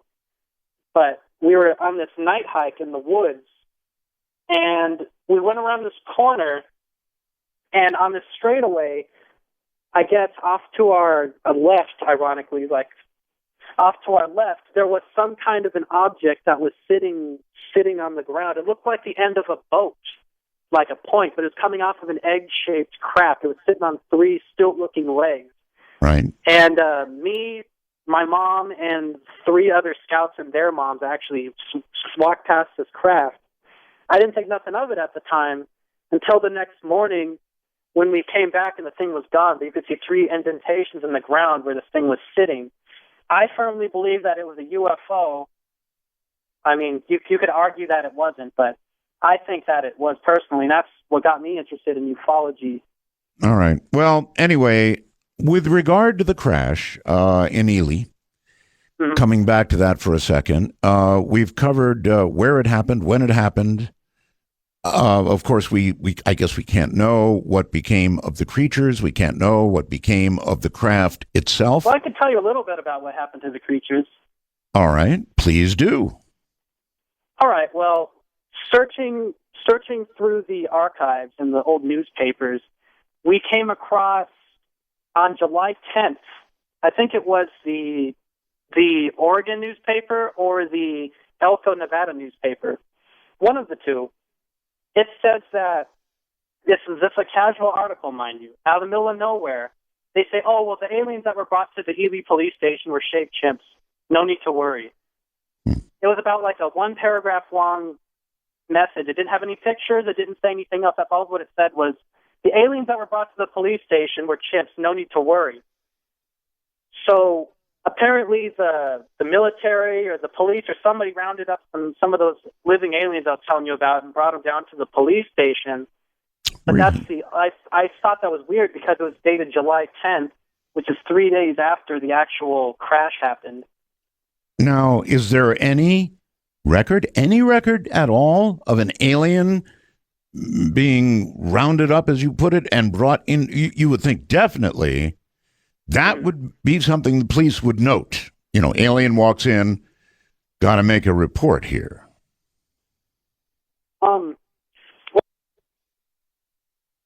think we just got cut off. I'm sorry to hear that. That was Jeremy Meador, and obviously we've lost him. So it's a lesson in telephonics, folks. When we book our guests, we try and make absolutely certain that they're on a landline phone for a whole lot of good reasons. One of them was just demonstrated by that click you heard. That was his phone going away. So I don't know what to make of all of this. How about you? Obviously, we've got a youngster here telling us a story that he's collected from a whole bunch of eyewitnesses, right? And he's got a little bit of physical evidence of some sort. He's got some photographs, which, by the way, Keith Rowland still does not have. And I think we might have Jeremy back on the line. Jeremy, are you there? Yeah, I'm on. See, this is why we don't like cell phones, Jeremy. Yeah, sorry about that. I'm putting the pictures up on a private website. I could send you the link to also if you want. Now, wait a moment. Wait a moment. Mm-hmm. I thought you were sending them to webmaster@artbell.com. I did send it. It says that they went through at... 1 second, it's loading. Because I checked with Keith in our last break, and he had not yet received anything. Is there any way you could have Keith email me first and I reply to him and send it that way? Well, it's not too complicated, Jeremy. It's webmaster at Art At Bell. At 8:41 and 8:25, it says that they were sent through. They were sent through. So you didn't get a bounce? I didn't get a bounce, but just in case, I upload them to a website I could send you the link to, and you could do it that way. I don't know if that would be easier. Well, at this point, it's not easy at all. Where did you send are these photographs on the web now? Yeah, right now. I'm putting them up right now. You're putting them up now? I'm publishing it right now. And where are they going to be, Jeremy? It's EliUFOcrash.webs.com. Ely UFO Crash? Yep. And then a period, and then WEBS.com. I think I've got it. That's Ely, hold on a second, Jeremy. Ely UFO Crash, period, WEBS.com. Yeah. Okay. That means we'll get them eventually. And it says that it was published a couple seconds ago, so it should be on there right now. All right. Jeremy, is there anything else about this story, from the Men in Black encounter to the actual material evidence you have to the eyewitness reports that you have not told me about yet? Anything really important that we need to get on the air? I'm thinking real quick. Well, I talked to the Meteorology Society in Nevada for that day, and they said that there was clear skies, and it wasn't a meteor, because some people say that the blue gas behind it could have been a meteor. Well, they said that this couldn't have been a meteor because it was doing twists and turns, and it was being sighted for a while. And I guess the one to the north, like I said, started a forest fire, and sorry, it's getting tongue-tied here. The society was saying that when meteors crash to the ground, they're cold to the touch, like you could pick them up. And these both started fires. Okay, well, they're not, of course, going to be cold to the touch after they've traversed the atmosphere. They're going to be very, very hot, right? Yeah, they were saying that I don't know what you call it, the descriptions of it they were similar to a meteor, but not exactly. Well, something I would like to say was the crash in the 1970s, or the UFO landing, is separate from the 1950s incident. And the video that was on your website, that's a news station did, that's actually a combination of both kind of put into one. Their facts are kind of mixed up on there. Okay. All right, so they didn't quite get it right. Yeah. Well, something else I'd like to mention is civilians and Project Blue Book both say that there was B-36 bombers flying low over the crash sites, like right after they happened, I guess. The one to the north sooner than the one to the south, but I guess there were these B-36s flying around, circling the area. That's something else I found was pretty interesting. All right. Is there anything further to be seen up there? If somebody goes into the Ely area now and finds the site that you talked about, are there still things to be picked up and to be seen? If you go to the site that's near McGill and Cherry Creek, there are rocks similar to the one that I was given out there. I didn't want to take all of them, but there are similar rocks out there. I don't know. Okay, we're having trouble with our connection now. You still there? No, we've lost Jeremy again. So sorry about that, Jeremy. I think we're going to call it at this point, and we're going to go to unscreened open lines. So go ahead and back there in Washington, open up the lines, and we'll give out the number, and we'll just go to unscreened open lines. Now, obviously, we just had a youngster on the air. And a very enthusiastic youngster on the air. He's been looking at this for some time. I think probably he's on to something, I don't know what. I do know that the physical evidence should be examined. There should be people who would go and speak to the witnesses and get some sort of description of what the creatures looked like. There would need to be a very great deal of follow-up to all of this for us to get it right. So I'm going to open up the lines right now, and we're just going to take some open line calls, and you can talk about anything you want to talk about. If you want to comment on what Jeremy said, you're welcome to do it. Now, I will specify right at the top here that Jeremy didn't quite have it together in the sense that he kind of, I don't know, jumped around a little bit in the story, which made it difficult to understand on top of the bad line, but there's something here. Obviously, there's something here. So if you'd like to call us, if you'd like to get on the air, remember, if you want to wish me well, wish me back, it's Roswell's, please. The number is 855-REAL-UFO. That's 855-732-5836. And with that in mind, let's do it. Unscreened open lines. Dark Matter, you're on the air. Hello, my name is Teresa Freilicker. All right, Teresa, turn your radio off, please. Yes, I just did. Okay, excellent. And am I speaking with Mr. Art Bell? You are. Oh, okay. I just sent you a message via the wormhole, explaining, trying to tell you about an episode that happened in the late 50s. There were three of us, Mary Jane Robinson, her mother Dorothy Robinson, and myself, in rural Pennsylvania, Shippensburg. And we went shopping at a mall. Mary was getting ready to go to nursing school, and she was buying a few things. And the stores closed at 10, and we were coming back to Shippensburg, and Mary hated driving on the Interstate 81, so we always took the rural back roads. And it was a perfectly clear night, a million stars visible, and some moonlight, and it was just, a lovely drive. And out of nowhere, there were these lights that came up behind us, and Mary thought somebody wanted to pass, and she put her arm up out and and said pass, and she slowed down, and they didn't pass.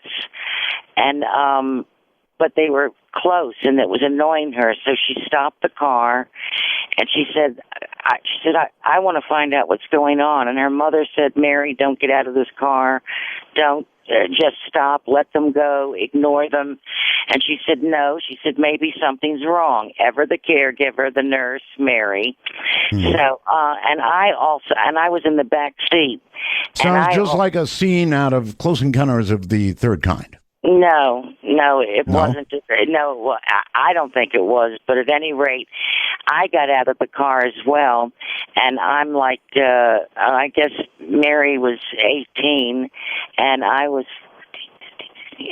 14. So I got out of the car also, and so I was on the passenger side of the car. Mary was on the driver's side of the car, and she walked to the rear of the car, and I was already pretty much there. And there was this object, and there was no lights at this time. When we stopped and got out of the car, the lights were gone. And you couldn't even see where there had been headlights or anything. It was perfectly smooth. And I'll tell you what triggered this. The other night, last night, when you had the guy on who said that the object that he saw that was black was like a, what did he describe it as? Shoot. But at any rate, it wasn't square. It wasn't oblong or like a hot dog or anything like that, but it sort of had a rise in the center from the top as though it rose. The bottom appeared to be flat, and the sides were curved but very smooth. So you're saying it was a craft? It was a craft. Yes, it was a Of craft. some sort. Yeah, okay. Yeah. So, but there was not a sound at all, Mr. Bell. Not an engine, not a hum, not a nothing. Absolutely. All right. So there, the two of you are standing there looking at this craft, and Right. you should have been scared out of your minds at that point. Well, no, because we didn't feel threatened. I mean, I actually touched it. Really? And yeah, I mean, I was so fascinated with it because I didn't know what it was made of, and in later years I came to realize or think that it was like titanium. It was perfectly black, and the moonlight made it look shiny. But it was okay, well, so we don't have a lot of time here. So what happened? Did it take off? Did you take off, or what? No, we did not take off. And Mary's saying, hello, did you want to talk to us? I'm not afraid. And I said, no, I'm not afraid either. Really? I said, would you like to speak to us? Would you like to ask us questions? We'd like to ask you questions. Don't be afraid. We're Wow. not afraid. Well, we're kids, you know. I don't think I could have done that. Honestly, I don't. Well, we did not feel. Now, Mary's mother is in the front seat, crying hysterically. Get in the car! Get in the car! I don't like this. I'm frightened. And Mary says, "Ma, shut up." And so, all right, listen, we're about out of time here. But what, did the craft take off, or did you just drive away? This is the thing that was amazing. It just lifted straight up without making a sound, and then elevated as if to go up. But while it was right in front of us, it wasn't. We weren't a foot from it. I mean, I could put my arm out and touch it, and it just lifted straight up, and then sort of took off. And as it took off, lights around it started to go up, but while it was right in front of us, it wasn't. We weren't a foot from it. I mean, I could put my arm out and touch it, and it just lifted straight up, and then sort of took off. And as it took off, lights around it started circling, and different colors, and we could see people inside, and we waved goodbye. People. Well, people creatures. As in creatures. Yeah. Not. Wait a minute. Wait.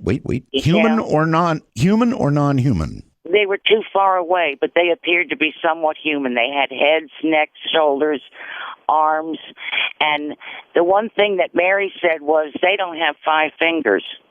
And see, I wasn't looking at the fingers. And we were waving to them, saying goodbye, and they waved back to us. The thing that's interesting is, ever since that episode, I've been intuitive. I'm an intuitive. Well, it obviously then affected you in some manner, and may have set that off. I don't know. That's fascinating.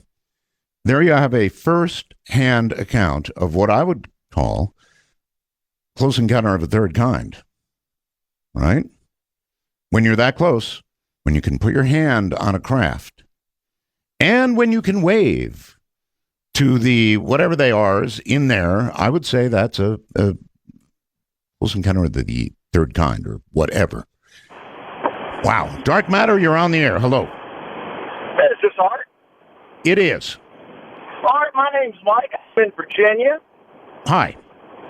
I work the water on the Chesapeake Bay, and we constantly see strange objects flying in the sky. I've tried to videotape them, and none of them have ever appeared on my videotape. Well, unless you've got a really new camera and it's really good with low light, you're not going to get very much. It's really hard to take any video, meaningful video at night, and then end up with anything more than a light. I don't even end up with light. That's the whole thing. Really? Nothing appears on the film or on the video at all. And you've done this how many times? Oh, 5, 6, 7 times in the last year. Wow.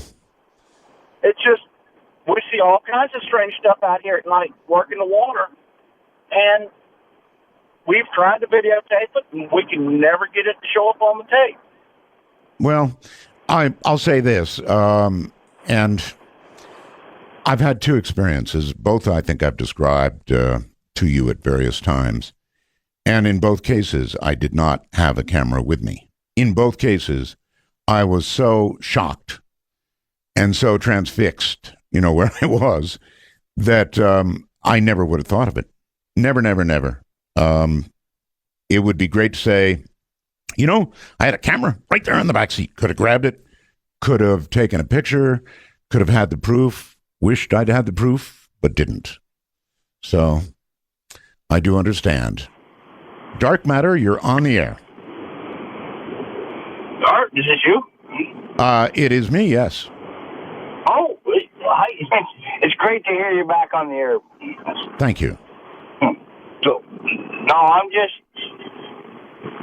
curious, like, how do you, talking in general, like, how do you not dispute everything going on here? I don't know what you mean. How do I not dispute what's going on? What do you mean? Oh no, sorry. Like, it's between pyramids and all this other stuff. It's this ancient alien thing. Doesn't that make complete sense? Only if you put it in context. What are you saying? He's gone. I think he knew what he wanted to say. He just couldn't figure out how to say it. Dark Matter, you're on the air. Hi. I don't know what you mean. How do I not dispute? Hello. What's going on with Roswell. Thank you. One thing about all these different crafts, and there's a lot of different descriptions, but if these aliens can come across hundreds of thousands of light years, couldn't they have the technology to navigate to our atmosphere? Why are they always crashing? It's a very good question, and I guess the answer might be the only ones we get to talk about and see are the ones that have a problem. If they don't have a problem, then they're up and gone. Well, I guess I've got to have a problem every now and then. Now, maybe that craft that came back to look at the crash site was looking for survivors. Maybe it was a rescue mission. Entirely possible, sure. Hey, very, very good shows. I really enjoyed last week. Yeah, that professor was incredible there. So keep up the good work, Art. Thanks you. All right. Thank you very much. And take care. Of course, we had a couple of professors on, so I would assume that you're perhaps talking about Dr. Kaku. Dark Matter, you're on the air. Hello. Hello. Is this the screener?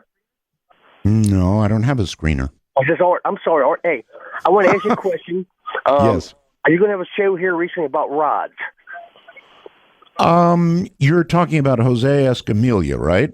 Exactly. The rods that, you see out of the corner of your eye. Okay. Rods are not so much seen in the corner of your eye. Rods are actually able to be photographed. I'm sorry, Art. You're right. Actually, what I'm thinking about was the shadow people. Yes, they come to the corner of your eye. Rods. Rods are the white streaks that you can. Yeah, they're moving very quickly. Exactly. What is your point of view about that, sir? Do you think that rods are the real McCoy, or do you think they're? A lot of people say, for example, they're bugs. No, Art. I've seen them 1,000 times. I've had rods and shadow people, but the rods, I see them all the time. There's the white streaks in front of my eyes. I actually see them. I don't know. I think most people do not see rods, that they're too quick for the eye. We all see a little thing that I think floats across our eye every now and then, if that's what you're talking about. That may be an eye floater, yes. Could be. All right. Thank you very much. But what he was really talking about, that's a whole nother subject, rods. Jose Escamilla is a very interesting guy. And he's put together, I think, absolute proof that these rods really do exist, that they are some sort of life form, and they can be photographed. with very high-speed film, and he's got lots and lots of photographs, even video of rods. There's a particularly impressive one, which occurred in a cave, and these rods were flying all about this cave. It's really amazing. Anyway, listen, we're going to break here. We're in open lines now, and anything you want to talk about is fair game. I'm Art Bell, and this is Dark Matter. By the way, did you hear about the bombs that were dropped on North Carolina? These weren't any bombs. These were hydrogen bombs. Now, this occurred a long time ago, 1961, but we were just told about it. New document tells us. The B-52 apparently disintegrated in midair, and the hydrogen bombs dropped. They landed on North Carolina, not out in the ocean, but actually on North Carolina. Now, fortunately for us, there are 4 safety features on hydrogen bombs. 4. 3 of them, you will be unhappy to hear, failed. That's right. 3 of them failed. Only one tiny thing stood between, well, what happened, harmlessly falling to the ground, and hydrogen bombs, a couple 100 times more powerful than those that hit Hiroshima from going off. Do you know what that thing was? A little tiny safety switch. I think just a few volts. If the low voltage switch had gone, and that means just a few volts drop or a few volts added, either way, the hydrogen bomb would have gone off, and North Carolina would have basically disappeared, along with Maryland, Washington, South Carolina, probably Georgia. In other words, a very great deal of our East Coast would have gone up. You hesitate to say in smoke, but up in smoke. And that would have been it. And we're just now told about it. Back in 1961. Can you imagine that? Okay, let's go here and say, Dark Matter, you're on the air. Hello. Hello. Yeah, hello. Hi. How are you? Good show tonight. Thank you. I used to, when I was a kid, I was pretty skeptical about this kind of stuff. You know, UFOs, ain't no such thing. But one summer night, when I was 18, right out of high school, my old friend and I, we were, out doing what, teenagers do, getting into mischief. Sure. And we seen this big blue thing. One second, it's a dark sky. Next second, here's this big blue thing just sitting in front of us. I'd stay there less than a minute, and all of a sudden, it was just gone. When you say right in front of you, you mean really close or what? I'd say it was, not right in front of us, but, it had a little bit of distance, but it just sat there, there was no sound, no nothing, just this big blue ball. And then all of a sudden, it was just gone. Well, after that, I've been a believer ever since. Well, there's nothing like having your own experience. And according to surveys, most Americans, I believe, have had their own experience. A majority of Americans have seen or been in close contact with something that they can't explain. Yep.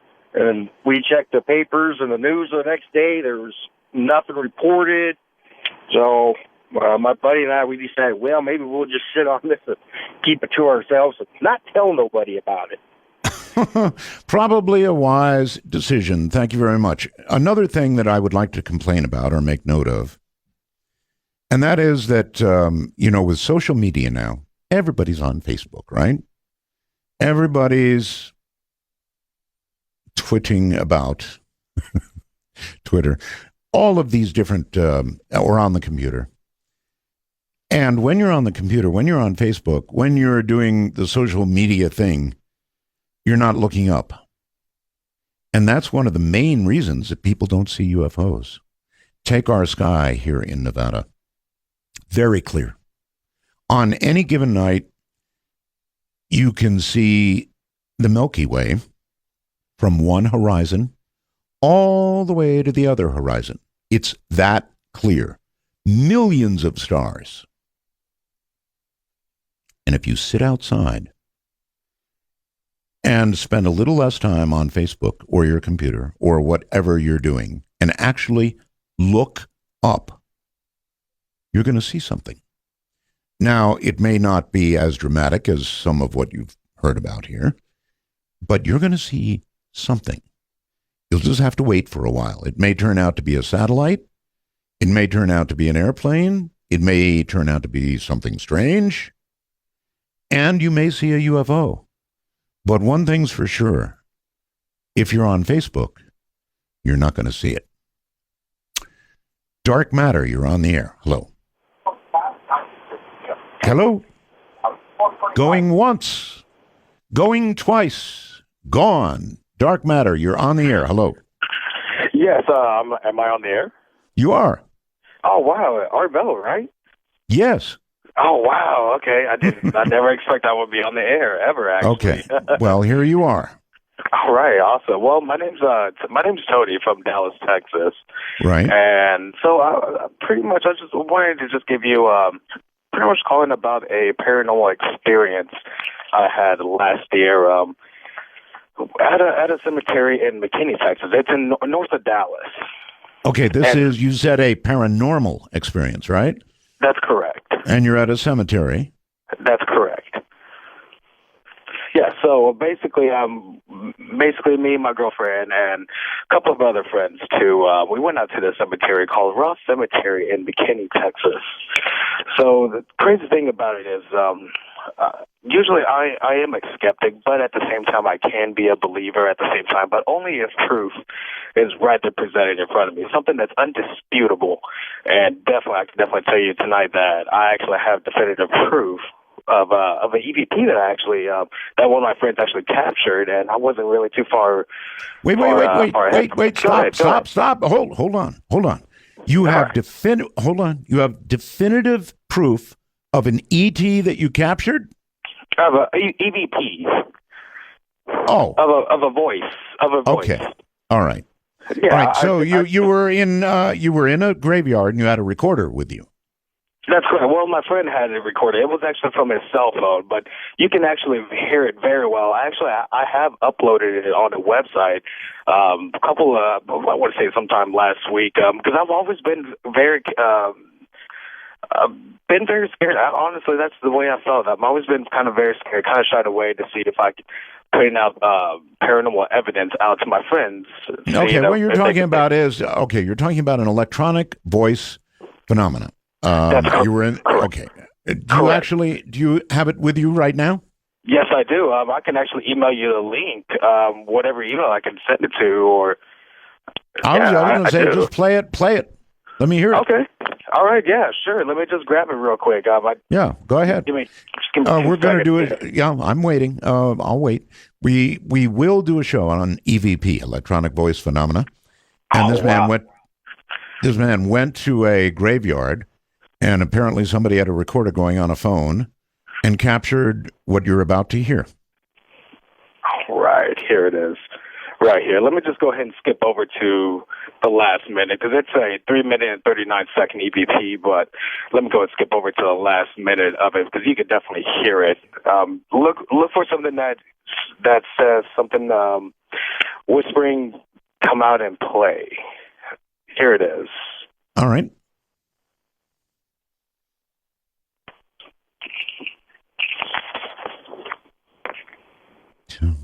And 3, 2, 1, here it is.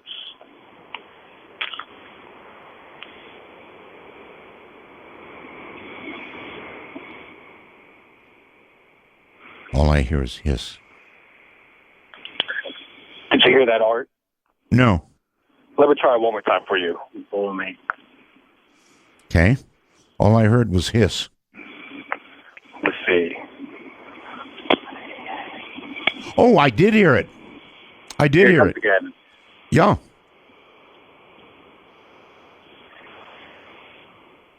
And it said it twice. And it's a little hard to hear, but I heard it. people to me. Yeah, and then and that last part is my friend saying you bore me. The crazy thing is that the cemetery is extremely old, very, very extremely old. I want to say we found graves going back to the 1700s, late 1700s on that. It's always scared me hearing this voice. It always gives me chills. I've always been somewhat of a skeptic, but at the same time, a believer. I guess you could say you could catch me in the middle, depending on if evidence is there, and I'm glad I've actually found this evidence. I'm glad you did, too, and I'm glad you played it for us. Probably would have been better, of course, directly coming over, but I could hear it. EVP has a long, rich history. I have some friends that we're going to have on the show. They have some family difficulty right now, but they're going to come on the show, and they've been playing EVP for years for me. And all it requires is a recorder. I guess you can use your phone. It doesn't matter if it's digital or if it's tape. And what you do is take it with you to, if you have the cojones for it, into a graveyard or a haunted place, and you let it run. And if you're lucky, that's what you want, and you're lucky, you will hear a voice telling you something. Now, I don't know where this comes from. What I do know is that it goes all the way back to Alexander Graham Bell. He was investigating this. He had voices that appeared on his recording mechanisms. And frankly, they're very, very scary sometimes. So if you want to play around with this kind of thing, it's better than a Ouija board and more fun to play with. You just start a recording going in a place that you think might be haunted and see what you get. Dark Matter, you're on the air. Hi. Yeah, hey, Art, how you doing? Okay, sir. I got a quick story. I was in California, and I was basically babysitting my mom's apartment. She had taken a week vacation to Las Vegas. Right. And I was laying on the couch watching TV, and she had a big mirror on the mantle above the fireplace. And I had the sliding glass door shut, there was no wind, and the mirror flew off about 3 or 4 feet, and it shattered with the mirror facing up. And it scared the heck out of me. And I called my mom in Vegas, and I said, hey, the mirror just fell off. And she had gotten woken up, I basically at the same time hearing footsteps walking across, by her bed. So it was a weird, thing at the same time, because I called her 30 seconds after the mirror had crashed. And I figure if there was any wind, the mirror would have just went straight down off the mantle. So what do you think it was? I don't know. I spoke to a lady who does paranormal investigations, and she was saying that a lot of spirits are using mirrors as a portal. Right.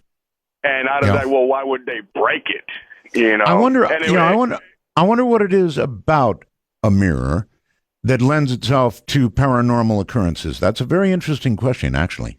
Yeah, I'm not sure. And I've stayed at her house before, and it's just a small 1-bedroom apartment, and in the hallway between her room to the bathroom, I've seen, dark figures shoot across the little entrance to get into the hallway, the little doorway. So I don't know what it was, but it's weird that crashed. And then I called her, and she got woken up by footsteps walking by her bed, and there was nobody there. So it scared me, so I couldn't go to sleep. I understand completely. Thank you. What is it? I'm sure somebody out there can help with this. What is it about mirrors, even staring into them, that seems to heighten the paranormal possibilities? Anybody have any ideas? I suppose we could talk about looking into your own soul, self-examination. I really don't know, but there is something about mirrors, isn't there? Somebody out there will know. Hello there, Dark Matter. You're on the air. Yes. Can we talk about shadow people? We can indeed. Turn your radio off, please. Yes. It doesn't always go out there. That should be off now. I believe that I was touched by a shadow person, or I should say, I believe one ruined my death. One did what? I'm sorry. One did what? Ruined my death. Back in 1990, I had created this scenario where I was extremely depressed, was going to end my life. Yes.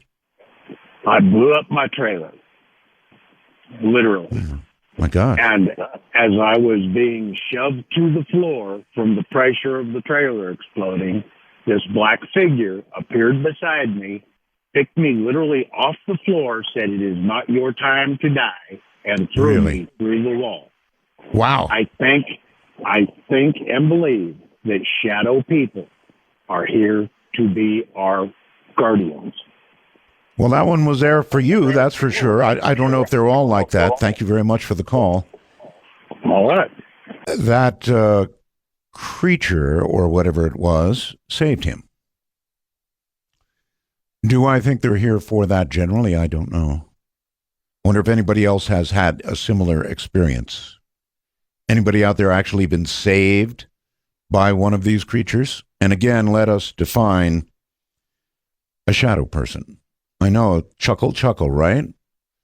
But a shadow person, it begins in the corner of your eye. Almost everybody has had this experience. You're watching, I don't care, a computer screen. Some people think actually looking at a computer screen produces visions of shadow people, and I'll explain why.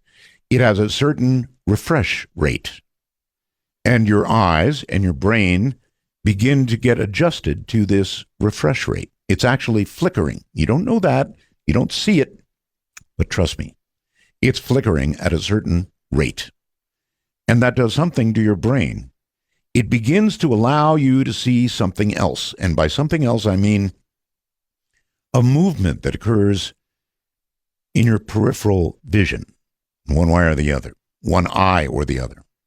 And you see something move quickly across that peripheral vision. Not directly, although there have been certainly sightings of shadow people directly. But these generally are in your peripheral vision. And as for me, I'd just soon have them stay there. At any rate, that's what the gentleman is talking about. Pretty scary stuff. Shadow people, peripheral vision. Surely you've seen something in the corner of your eye, right? Wonder what it was. And hello there. Dark Matter says you're on the air. Hey, this Art Bell? It is. Hey, Roswell. Thank you. All right. Hey, my name is Brian D. And I just need some closure on something. Okay. All right. Now, when I was young, maybe about 8 years old, I had a little thing that went on with me as a child, as far as the house. I don't know that I was living in or whatever was going on, but a lot of strange things used to happen to me, and my mom used to beat me and stuff like that because she didn't know strange things like what? All right, well, she used to say I used to sleepwalk, but when I was a child, I used to get up. Things had me pulling me out my bed, had me walking around touching four corners of my bed. I couldn't stop. Things used to open my doors. I'm walking through my house in the middle of the night, like a force had me going down the steps all the way through the living room to the dining room, down into the dark, part of the basement. I'm seeing white things flying around me and all this stuff. In the back of the basement, it's like a red light. We never had a red light in the back of the basement. It was always a green light. And it was a furnace be back there, and the furnace would breathe. And it was like a force that had me coming to it's like I snap out of it, and I start running up the steps, and it's like something would be grabbing me and pulling me back down the steps. And somehow, some way, I used to run upstairs and make it back into my room. And I used to always tell my mom this stuff, and my mother would never believe me, but she knew something was going on with me, and she didn't like the fact that I used to tell my like my aunts and my uncles and them, and they used to joke at me and laugh and say I was crazy and stuff. So one day we had an incident where my little cousin and his mother came over our house, and me and my cousin in the hallway playing with this orange basketball, and he passed the ball to me. The ball bounced off me, went down the first flight of steps, then went down the other flight of steps.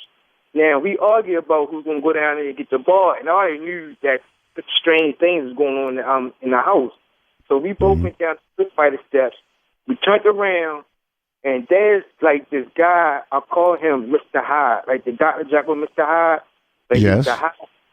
And he was dressed up in all black and white suit with this the black hat with the little white band going around, and he was holding the basketball in his hand, and he had the other hand, which is like, and it was like telling me to come here.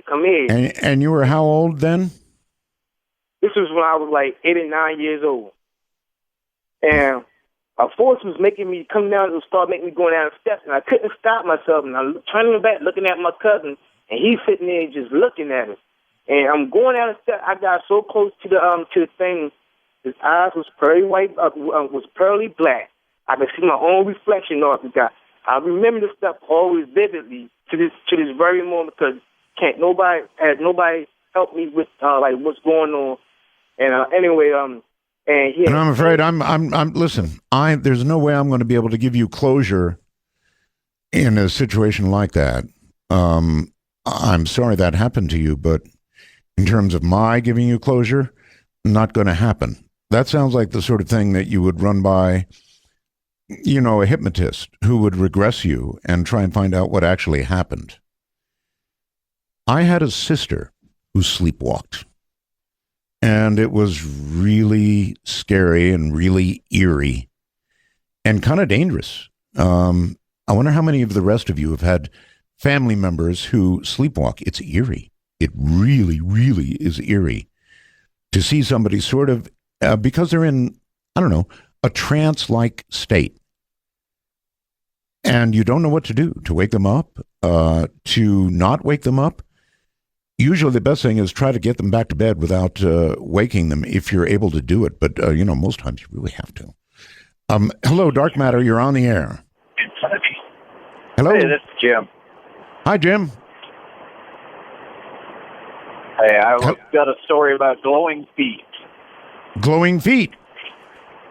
Sure. Sure. Whenever I was about 2001, I'm trying to call Art forever since then.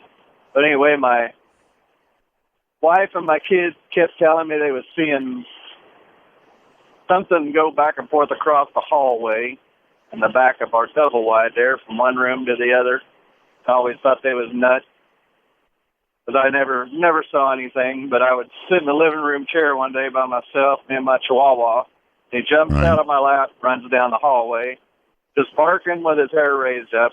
I still don't see anything down there. But I did see a light under the door. But my wife swears to God she called me when I was on the road one night that she saw the glowing feet go from one room to the other. Mm-hmm. So I went back there with my children, and they have covered their mirrors up in all their rooms because they're also convinced that that's where they were coming from. The mirrors? Yeah, the mirrors. And we no longer live there, and we no longer have any problems like that. But the whole entire time we lived there, my kids were terrified to stay in a two-back bedroom. I wonder what it is about mirrors. All right, well, listen, thank you very, very much for the story. I'm not sure what to make out of it. Glowing feet. And I guess that's all there was. No body. Glowing feet. And out of a mirror. Again. There's something about a mirror. And I'm trying to remember. Over the years, I've interviewed people about this. And there is something about a mirror. And I know one of you will come up with it. I can't recall it just offhand. Dark Matter, you're on the air. How you doing, Art? Doing fine, sir. First of all, I want to say Roswell's. Thank you. First-time caller, long-time listener, and I just want to say thank you so much for choosing to come back on the air. You made my nights complete now. Okay, thank you. That's Roswell's. I found it fascinating. The guy called about the mirror. Right. I had an incident my wife and I did at the house we bought here probably about a year and a half ago. We was up in the bedroom, and about 1 o'clock in the morning, we're just laying in bed, getting ready to go to sleep, and something sounded like it was wiggling the door on the closet. Yes. And I sat up in the bed, and I looked at that, and I was like, looked at her, said, "You hear that?" She goes, "Yeah." And I was like, "What in the world?" And it just kept wiggling, and I was getting ready to get out of bed to go see what it was, and my wife grabs me, and she goes, No. I says, "Well, something's obviously in there. I don't know what, but anyway, the door just opened. Door handle to open, and I was just, I was flabbergasted by it. I was just like, what, And anyway, we had a mirror, one of those long rectangle mirrors she does, on that door. And just as that door opened, that mirror cracked. And I wonder what it is about mirrors. Do you have any thoughts? There's something that has to do with paranormal and mirrors. I don't know what it is. I don't either. The gal I talked to, a paranormal specialist, she said that, she said basically the same thing. She goes, I can't quite describe it, but she says, I believe that they use like some sort of like a portal for it, And my wife and I are, this just happened roughly, I would say, 3 weeks ago, and we just kind of been tossing around because she's like, I really like to come over to your house and do some, EVPs and stuff like that, and then my wife's just kind of like, I just particularly don't think I want people in my house overnight, but I was like, I think it'd be cool just to find out. I guess it would. I really don't know. Here's a way to think about it. EVPs are creepy. I'm sorry, but there's no other right way to put it. They're creepy. When you hear a voice, a disembodied voice, coming out of a recorder of any sort, it's creepy. If you heard that, well, this was recorded in a graveyard, it's really creepy. If you heard this is recorded here in your house, then it's creepy to the point of, hey, let's think about moving. So I wouldn't really want to hear an EVP from my house. Thank you very much. How about the rest of you? Any thoughts on that? You're on Dark Matter and on the air. Hi. But I was just delivering chicken. Hello there. Oh, hey, I'm on the air. Hey, yes, you are. Oh, great. My name is Patrick. I'm from Georgia. Yes, Patrick. And I just want your opinion. You're breaking up, Patrick. You're breaking up. Oh, can you hear me? I hear you, but you're every now and then breaking up pretty badly. Oh, I'm sorry. Can you hear me now? I do. Okay, thank you. I've been listening to your show for a long time, and you talk about subjects about things that go bump in the night and all sorts of weird manner of people and things. And I was just wondering if you had heard about these people who dress up in animal costumes and run around the place called furries. Furries? Yeah, they dress up as all sorts of different animals and go to conventions. I don't know if it's paranormal. Well, it's definitely extra normal. Are they Trekkies?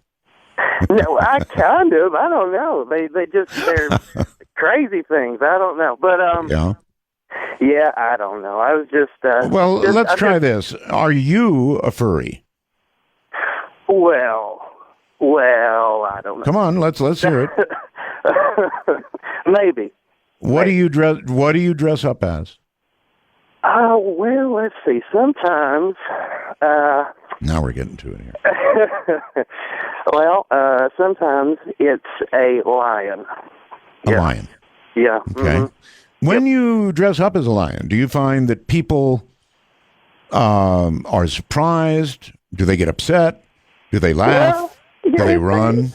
No, well, they laugh. They seem to like it. Seems to be a thing that makes people happy. It's a happy suit. It's nothing. It's not like a voodoo mask. It looks like a football team mascot. Uh-huh. Okay, well, that's okay if you're on a football field, but if you're in somebody's living room, they might be very upset. Just break through the wall. Yes, exactly. All right.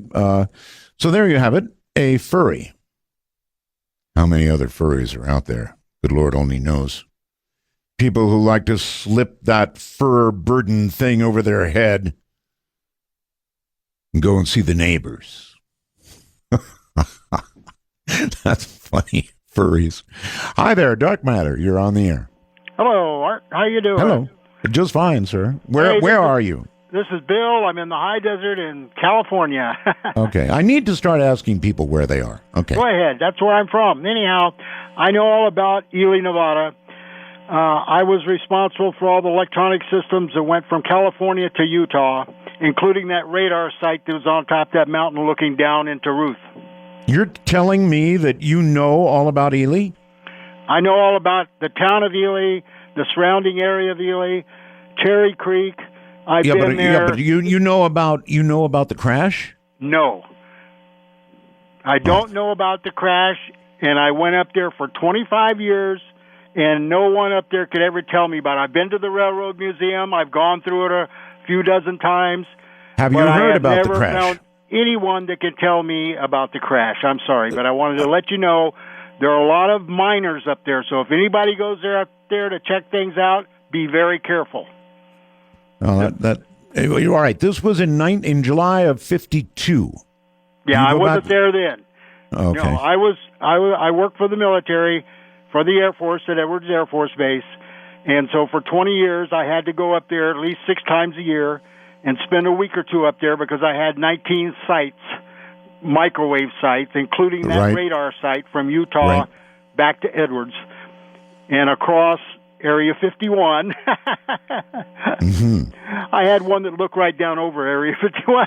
I used to go up there, and after the helicopters let me through, after I finished my work that I had to do, I would wait a minute. Why did the helicopters let you through? Because I was authorized. I have a site on top of the mountain that looks down over Area 51. Well, okay, then you can probably tell me quite a bit about Area 51, right? I can just tell you kind of what it looks like from sitting on top of the mountainside, looking down at it with binoculars, eating my lunch. Well, almost everybody can do that, right? Binoculars, mountainside. You can't get up on top of the mountain anymore. They've got all those roads blocked off, and a black helicopter comes out to check you out when you drive up there. Okay. Well, what have you seen? I've seen just things on the ground, normal things, regular things, nothing unusual, no flying saucers there. I've had B-52s fly over me at 100 feet, going up and down those valleys, up through those valleys up in there. Boy, but I've get never your attention. seen any UFOs, and I've never seen anything unusual. Now, I might have seen some of the stealth fighters when they were coming along. When they were initially being tested. Oh, no, wait a minute. Now you've seen stealth fighters. Oh, yeah, I've seen the stealth fighters, the stealth bombers. I've seen all that. Mm-hmm. But that doesn't help you out as far as the crash goes. I'm sorry. I've never seen anything about that. I hope there's something there. And I used to have to drive right up to Cherry Creek. And there is no big towns up there. It's just one or two buildings. There might be some people in them here and there. The railroad is still there. That railroad was used to haul the ore from the Ruth mine, which was the largest open copper pit mine, up to McGill, which was the processing plant for processing ore into gold and silver. All right. Well, you heard Jeremy Meador's story. Yes, I did. About it, right? Yes, I did. Other than the fact that he was a little splintered in the way he told it, what did you think of the story? It was a very interesting story. He was a little bit discombobulated, but other than that, if you'd have gotten a little more into it or knew more about the area, I don't know. I knew a lot of the areas he talked about, but then anyhow, I think it's a good possibility, but I'd never heard of it. And I've been up there. Nor had I. I've been many times, and talked to all the people in the town. I knew the people in the newspaper. All right, I'll tell you what. The next time you go up there, ask about this. All right? I will. All right, definitely. Yep. All right. Sorry. Thank you very much. Please do that In other words, if you really do frequent the area and know people up there, then by all means, just say, hey, listen, I wonder if you know anybody who knows about a crash, a UFO crash that was said to have occurred here back in 1952. In other words, don't come at it, kind of like you're in MIB or something. Just, kind of casually say, what do you know? Dark Matter, you're on the air. Hi, Art. Hello. Roswells? Thank you. Yes. Many Roswells. This is Levi from Tulsa calling in about Levi. your question on the mirrors. Yes, sir. And I've always had a lifelong fascination with the occult, and I'm also practice witchcraft. And the reason why we use mirrors is because they are a portal. They allow you to see the reverse and the opposite side. Which is And I take it they allow the opposite side to see you. Yes. Fact is, a couple of more well-known among some circles is like when you're summoning a jinn, you use a mirror as a primary source. All right. And then they can see you, you can see them through that kind of discussion. Same with like scrying, the mirror allows you to see the other side. Scrying, that's it, yes. So, yeah, that's pretty much the main reason why people use mirrors and why the paranormal is attracted to them is it allows you to see the other side as a portal. What have you seen through mirrors? Me personally, I've seen a few paranormal experiences, mostly friendly ghosts, I hope. I usually keep a lot of my mirrors covered in my house because of that reason. Because I've also... Really? Yeah, because I'm also attuned to the supernatural, so I get senses, I get feelings, I see glimpses like they're trying to talk to me, because it's been one of my family traits for a while. The only thing I want to see in a mirror is myself, and I'm not wild about that. Yeah, if you're not open to it, or you tell them they're not welcome, usually they don't come to the mirror, but you have to reinforce that they only come when you want them to, otherwise... I'm going to try and remember that. Uh-huh. In other words, mirror, mirror on the wall, don't show me anybody else at all. You could do it that way. Usually when I'm dealing with them, I just tell them in a firm voice, please leave, not right now, and usually I don't have to worry about them after that. All right, well, I'll certainly keep that in mind. Thank you very much. You're welcome. Bye. Mirror, mirror on the wall. No, thank you. I've seen it all. Don't want any moving figures, no wispy figures, no ghosts, no goblins. Sure, what we're talking about right now, sort of a little bit of everything. It's called Open Lines. It's called Unscreened Open Lines. So anything that you want to talk about is fair game. That's what it's really all about. That ghost is me. Hi there, you're on Dark Matter. Hello, Mr. Bell. Great to talk to you, sir. Great to talk to you. Sounds like you're moving right along in a truck. Oh, yes, sir, I am. Yes, sir. Down here in Texas. Okay.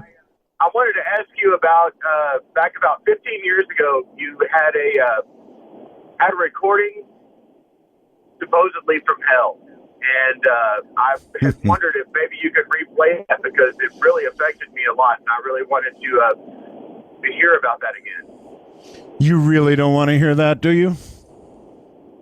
Well, not necessarily, but I remember it had a terrible effect on me, and it seemed like something I'd heard before, and it was really and it's troubled me. I mean, I still remember it from 15 years ago when I was like a kid. Right. Are you really sure you want to hear that?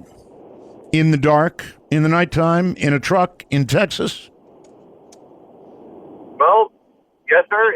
If there's some kind of explanation to what it is. I mean, if that's... All right.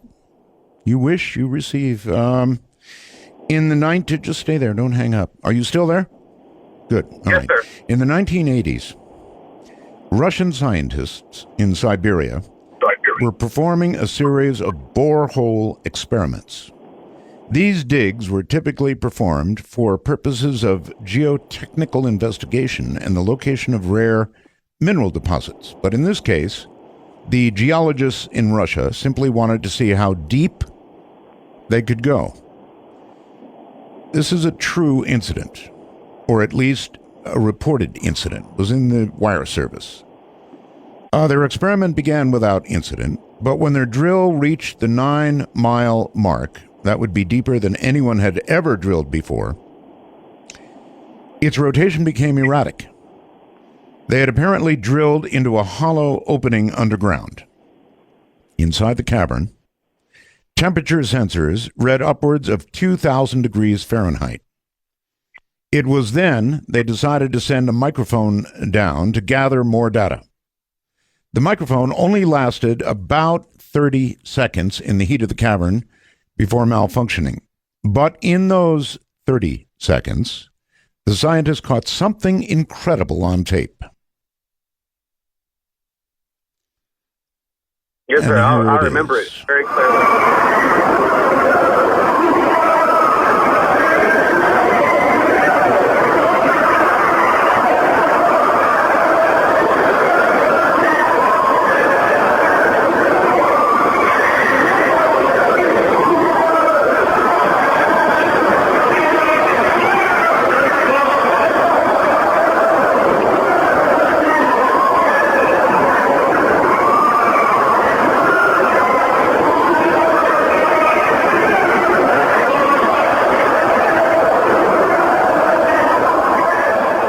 There you go.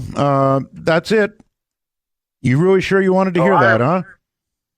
Well, I remember it very clearly, but I'd always wondered if hell was maybe more dimensional than something that was just in the middle of the earth. Listen, I don't know what it is. It's horrible, and It's horrible. It sounds like hell I had to to me. pull over to the side of the road. Yeah, well, I'm glad you've enjoyed it. Well, I don't know if I enjoyed it, but thank you so much, Mr. Bell, and thank you so much for coming back. One quick question. Yes, sir. You figure that's where you're headed? No, sir. You sure about that? Yes, sir. Absolutely. Makes it easier to listen to then. Okay, thank you very much for the call. Have a good night. Well, you wanted to hear it. There have been many who say that's baloney, and it's hogwash, and it's made up, and it's this, and it's that, but it is what it is. Same recording from years ago. It was a legit wire story, and it may be so much hogwash, or maybe not. You decide. Dark Matter, you're on the air. Hello. Hello, Art. Hi. This is Ward calling from Running Springs, California. Hey, Ward. Hey, I wanted to say Uber Roswell's and 51s from Belgab. Uber Roswell's. I got to say that. Thank you. That's fine. And thank you for saving us from 10 years of snoring on the radio. I wanted to actually tell you that, a lot of us have been living on your old shows in MP3 format. And you've discussed some things in there that you talked about, but you really didn't go into detail. So could you discuss, I have 3 questions for you here. Any of your closet experiences, any of your red-eye experiences, or any Wait a minute. One thing at a time. What do you mean closet experiences? Well, you said you were really afraid as a kid of the closet door being open, and you still can't sleep with the closet door open. I don't. I close the closet door. But I've never had any really negative experience, and the reason is because I close the damn thing. Well, what about your Ouija board story or red eyes? Ouija board I won't talk about. Red eyes are awful. Absolutely awful. I mean, the worst thing that you could see in the dark, in the night, would be a pair of red eyes. If you do see them, then probably you're headed for, well, you heard what I played there a minute ago, right? Yeah, frightening stuff. Mm-hmm. Appreciate the call, sir. Thank you, Art. Thank you, and take care. I've always been ill-disposed to red eyes. Red, glowing eyes.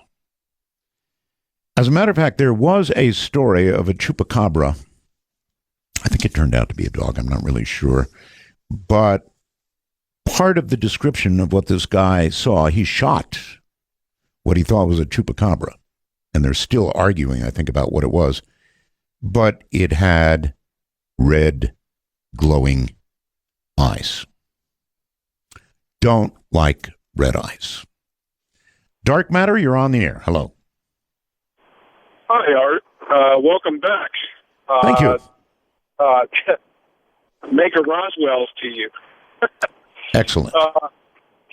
I've got an EVP story for you. Okay. My mom and dad, when I was a young boy, were involved in playing around with people that, messed around with white witchcraft and Ouija boards, and tarot and such. My mom has a copy on, I know you remember the old reel to reel. Sure. She played it for me during one of these sessions, I guess, that they were with their friends.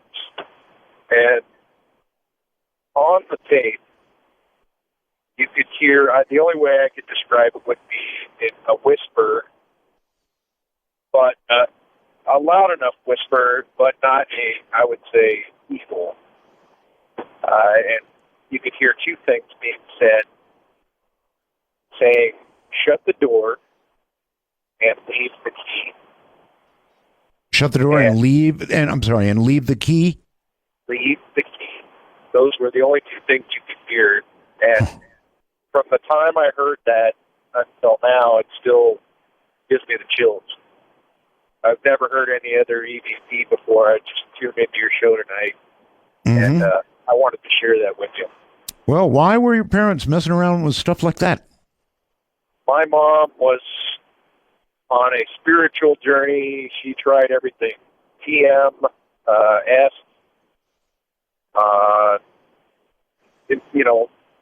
I do. They dabbled in all these things for quite a while. And well, when you dabble in those things, a lot of times those things dabble back. Yeah, eventually they became Catholics. Really? So, yeah. Interesting road. Yeah. Interesting road indeed. From witchcraft and dabbling, as he put it, to Catholicism. As unlikely a road as that sounds like, I get it. In other words, if you dabble enough and you get into dark areas to the degree that you become a believer in things dark and things, dare I say it, evil, then I would think at some point in your life you would turn from that to what you would think would save you. Does that make sense? Certainly does to me. Prove one and you've proven the other, kind of like Richard's white bird. Hello there, Dark Matter, and you have arrived. Art? Yes? This is Mike from... Mike, please turn your radio off. It's off. It's off. Okay, thank you. This is Mike from, dang it, shut up, from Modesto, California. Mega Roswell Dittos. Thank you. Wanted to ask you a question. Yes. I have a cat, and I'm going to sound crazy because I'm not a nut, but this cat sits on numerous occasions looking up at the ceiling and following something. Now, I know Oh, yes. Oh, no, you're not crazy. I've seen it all the time with my cats. They see things that we do not. There's no question about it. What do you think they are, Art? Something that, given the opportunity, would grab your neck and rip it out. Oh, my God, I got the cat here to save me. Or maybe just a bug going across the room. Yeah, I look for insects, but there's none there. I got another question for you. I was looking at the P. Crane advertisement, and I noticed you standing next to a King Air 350. Are you a pilot, and is that your airplane?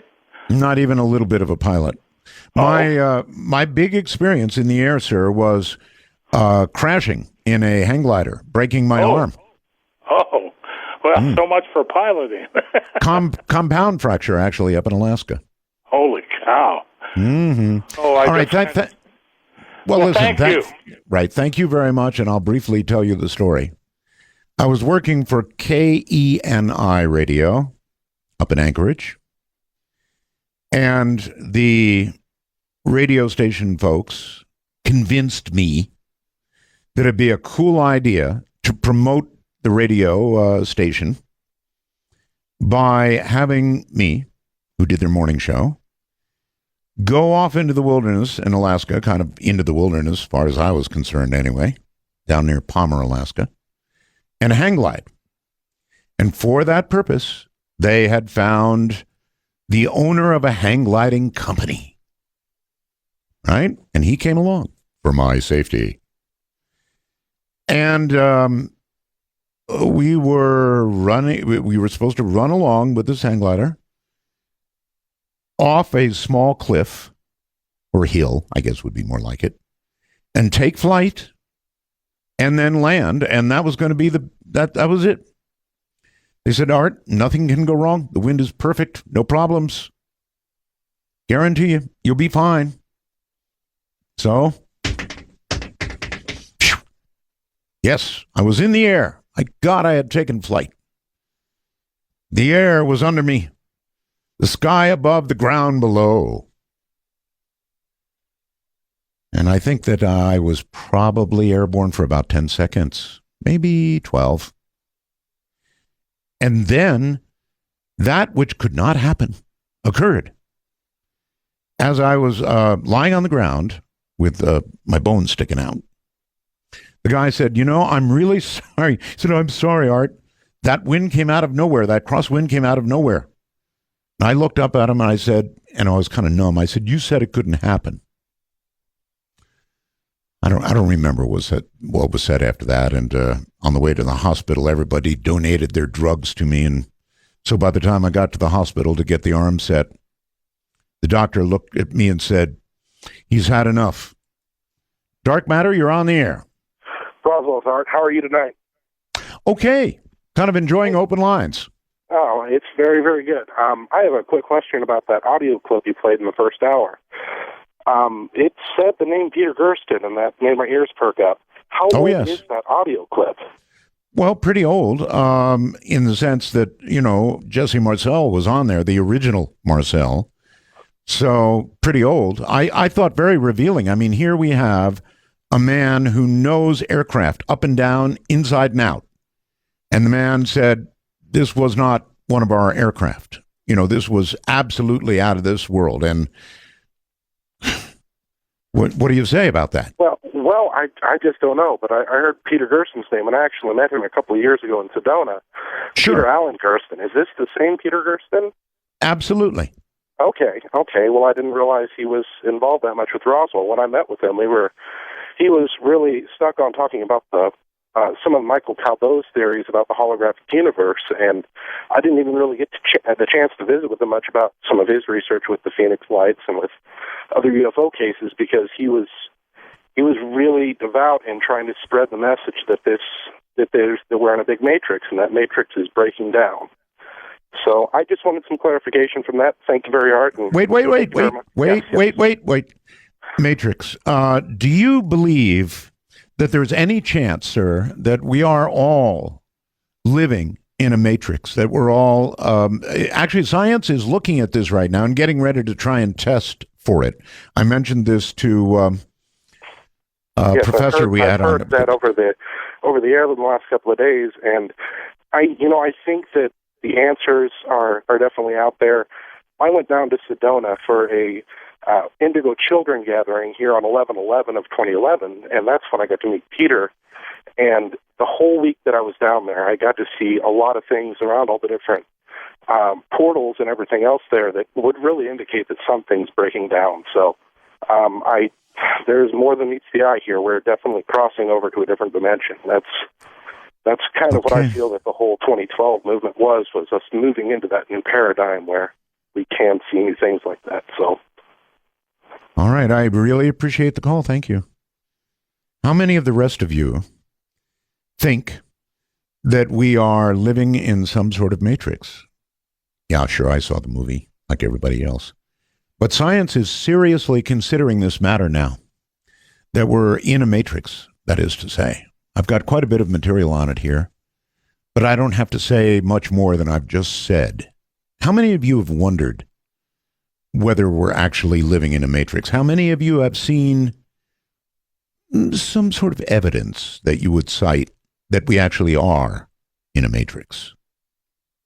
In other words, we're all puppets walking around in a pre-planned universe. And that if somebody were to throw the right switch, the pre-planned universe would effectively disappear and we'd be somewhere or somewhen else. Dirk Matter, you're on the air. Hello. Yes, sir. Hi. Turn your radio off, please. Always first. Everybody do that. Okay. All right, there we go. Okay. Okay. First, I'd like to say first-time caller, and I really enjoy your show. I've listened to it off and on for years. Finally, I have a satellite radio, and I can hear you clearly now instead of the AM stuff. Isn't that nice? Oh, it's wonderful, wonderful. Every chance I get, and I'm up this late, I'm an over-the-road driver, and every time I'm up this late and I get a chance to tune in, I do so. I've always frankly thought, I know they have trucker shows and stuff like that, but I've always thought that we had more listeners in trucks than the trucker shows had. I have no doubt about that. Your show's very entertaining. It gives food for thought on all sorts of subjects that, you don't consider every day. And I really appreciate you doing this. It's really entertaining, keeps me awake, and I really enjoy it. As far as what you were talking about earlier, about whether or not I thought there was a matrix or something, Right. I don't feel like that. I have had one experience in my life that I know to be true. I used to. I guess I could entertain the thought of being different dimensions or possibility of spirits or demons or something like that. Well, let's stick with what happened. What happened to you? Well, what happened to me was when I was a kid, I used to go to bed at night and I would dream. And the next day, everything I dreamed would come true. And, it was really wild because I was a kid and it was scary to me. I wasn't old enough to appreciate it, I guess. It scared me more than anything. And I did notice, however, that if I saw an event, it would just be certain events, and a lot of them were meaningless, but if I recognized an event about to happen that I had dreamed of the night before, and I did something different than what was in my dream, then the entire rest of the day was absolutely new to me, and I didn't know what was going to happen. Wow. I've never heard that before. I've never heard it. So you were able to actually have a dream every night and then the next day recognize that dream, and you could either go along with it or change something. Right. Yeah. Yeah. How cool is that? Well, it was scary to me, but I even proved it one time to my parents. I got up that morning, and my father was religious about watching the morning news. And I got up and early that morning and was telling them about somebody had died, and they were bringing his coffin off the plane, and it had the American flag on it. And, right. And I don't even remember who it was that died. It was a senator or something. And they, as they were watching the news, here it come on, and they started showing them all the events that I just told them about. And I remember them looking at each other and just, like, what do we say? Probably saying something like, "Is that really our seed?" Yeah, they're like, they didn't know what they didn't know what to say to me. I understand. I pretty much ignored it. I get it. Thank you very much. That is fascinating. How about any of the rest of you have that? Can you imagine having a dream every single night and having it come true the next day religiously? And or, as he pointed out, this was a real trick part of it, I thought, being able to recognize that you're in the middle of that dream and then changing something that then changed the rest of the day. Now, what does that say about time? I'm going to be thinking about this one for a while. That is really, really cool. A Dark Matter has you on the air. Hello. Oh, that's wonderful. Let me take out my gum. I almost swallowed it there. Bad. So excited, my heart's beating like a zebra tap dancing on Jell-O. Oh, it'll get better. Okay. Okay, here's one for you. It's not a UFO story, but it's an absolutely true story that happened about 22 years ago. Mm-hmm. Back in the late 50s, early 60s, I was a youngster back east, and I had a great-great-aunt who I spent a lot of time with. We were very close. And then about the mid-60s, when I was about 10, she and my parents had a falling out, and I wasn't allowed to see her anymore. Right. And then about 10 years after that, she died, but I didn't go to the funeral. And then about 22 years ago, I was visiting my hometown, and I said, I wonder if I went to the cemetery, if I could find my great-great-aunt's grave. Mm-hmm. So I had been there as a child, maybe when I was 6 or 7, and I barely remembered how to get to the place. I drove, and I ended up on a side street, but it was next to the cemetery, so it was a nice day. I got out of the car, walked along the edge of the property where there was a little stone wall, and then I got to a break in the wall, and there was a pathway that I guess the digging equipment and groundskeepers used that for access. So I said, well, I'll just go in here, because it was a very large cemetery, thousands of graves. Okay. So I walked down this service path for about 20 feet, and then I stopped, and I looked to my right, and like 4 or 5 headstones down that row is my great-great-aunt's grave. Okay. Now, I have no explanation for that. You mean just being so close to it? The fact that you just went in and boom, there it is? Well, that I walked in, I barely knew how to get to the cemetery. So I got there, walked down that little path, and then Perhaps you stopped. were guided. Yeah, maybe you were guided. Well, and see, that's not the only experience of a psychic, I guess, nature that I've had. In the mid-'80s, I studied with a psychic, and then the very first day of class, there were about a dozen people in the class, none of whom I had ever known before. And the first exercise that we did was to hold an object owned by somebody else. Okay, Mm-hmm. I held this woman's ring, I guess it was, or a bracelet, and picked up vibes or impressions of her home. I About believe half it. a dozen things.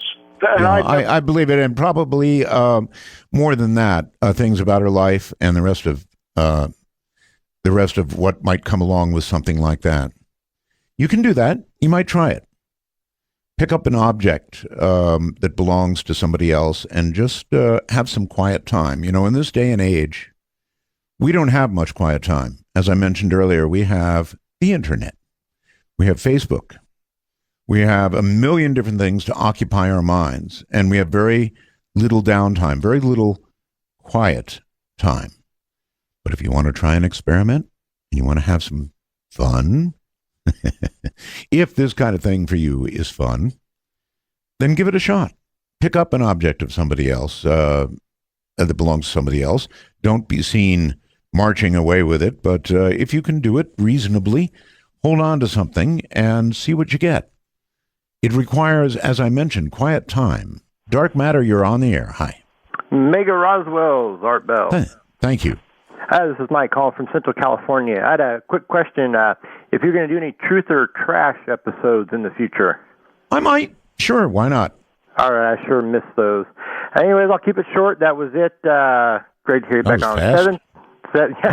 Yeah, I had some other stuff, but I totally forgot. 7-3. Totally blew it out of your mind. 7-3. That's ham radio. Truth or trash? That's kind of fun. And it's very simple. You simply get somebody who's got a story. You know, it wouldn't be as easy for me because I'm not, I would have to actually screen the calls to some degree myself to get somebody who's got a really outrageous story and let them tell it, and then kind of have a panel of 3 or 4 people to judge whether it's truth or trash, and then have the person come back and, tell the panel if they're right or wrong. It's a lot of fun. You're on Dark Matter. Hello. Hello. No, I guess you're not. Let's try this one. Dark Matter, you're on the air. Hi. Hi, Ron. How to you, my friend? Thank you. 2 things I have to tell you, and one's a complaint. The first thing is, as a young kid, we were throwing snowballs at cars, and it was in the middle of the night, we saw a big, huge orange fireball going across the sky. Wait a minute. Couldn't explain it. When you were a kid throwing snowballs at cars, I think I've seen you. You saw a big orange fireball in the sky? Yeah, in northeast Pennsylvania, and couldn't explain it. I looked it up on the internet, couldn't find nothing. Maybe it was a driver shooting back. It could have been. It could have been. But the second incident that we saw in that matter was right after 9/11. It was the week, more or less the week going into the week after. We were driving up Newburgh, New York. We're 18-wheeler drivers, and we were dropping hooks, turning around, coming back. Well, that's Newburgh Airport's up there, and they have the Army base or whatever. We saw 3 lights in the sky right against Interstate 84 with a dome light, like a reddish dome light in the middle. The guy with me, he's a die-hard Jehovah's Witness. And we both looked at it. We pulled over off the road, down the road, because we were a little nervous. This thing did not go up and down, left or right. It went straight. It didn't, no hovering or nothing. I mean, we were underneath it, didn't see nothing. But a little bit ago, my cousin was going down the other direction because we all had to come down in the PA. He saw the same identical thing, but we had to get out away from the cell phone. The towers are bad between the mountains. Cut the other side in Pennsylvania. He calls me and says, "You won't believe what I saw." And he got me hooked on you. I give him the reason why I'm loving that you're back. Well, he saw the identical thing down in Pennsylvania off Interstate 78. All right, listen, I've got to take a break, so I've got to go, but I appreciate the call. Pleasure, my friend. Take care. And do take care. This is Dark Matter. I'm Art Bell. It's really cool. Somebody has wormholed me. That doesn't sound right, does it? Somebody has sent me a message through the wormhole which says, is it because of the entanglement theory that holding objects can tell you things? What a really cool thought. Is it because of entanglement? Now remember, what do we know about entanglement? We know it's quantum theory. We know that if 2 objects are made familiar to each other, particles, electrons, which flip and flop, they can then be separated. First, they have to be together, but then they can be separated, well, by as much distance as you would care to put between them, and they will flip and flop in unison from that point forward and forevermore. So this person is saying, is it because of that entanglement theory, if you project it, that holding objects can tell you things? Is that fascinating or what? Dark Matter, you're on the air. Hello. Hi. Hi. Art, it's you. Yes. Oh, yes. my heavens. I have been waiting to talk to you for probably 10 years about this story. All right. Turn your radio off and let's... I did, sir. I did, okay. sir. All right. I live in Santa Cruz. Okay. And I was visiting a friend of mine in Monterey Bay, down in Capitola, which is near the power plant. I know where it is. Yeah, and it's a beautiful area. And this was one of these really nice homes, and we had dinner, and then I was having a cigarette because I smoked, and I was walking along the pool, and I was looking out over the bay, and all of a sudden I saw this green light come up from under the water. And this object came up. It was glowing green, and it had kelp draped all over it, which was very remarkable because normally you don't hear people mentioning little details like that. And it floated. No, I'd be so gone. I would be panicked, and my heart would probably jump out of my chest. I mean, a glowing green object with kelp on it surfaces. What was it? I don't know. It kept surfacing, and then it kept going up into the air, and then it started to move towards the Moss Landing plant. And at that point, the two other people I was having dinner with, they happened to have one of those telescopes, those little spy glasses. I used to live, by the way, in Moss Landing, so you know. Oh, cool. I used to eat strawberries in the strawberry field under the high tension lines coming up out of the plant. Oh, 500,000 volt. Fantastic strawberries there. But we had a spyglass, and so we started looking at it through this spyglass. Yes. It raised up. It went across the bay over to Moss Landing, because we're in Capitola at that point. So, right. There's a few miles between those. And it hovered in front of the Moss Landing plant for about 30 minutes, and we were looking at it through the spyglass, all three of us. I called the cops. They said, "You're seeing a fishing boat." I'm like, fishing boats don't float in the air, and they're not green. Covered. No, they're not. And when we looked at it through the spyglass, we actually saw that the green light was actually a combination of elliptoid lights that were green, amber, and green. Mm-hmm.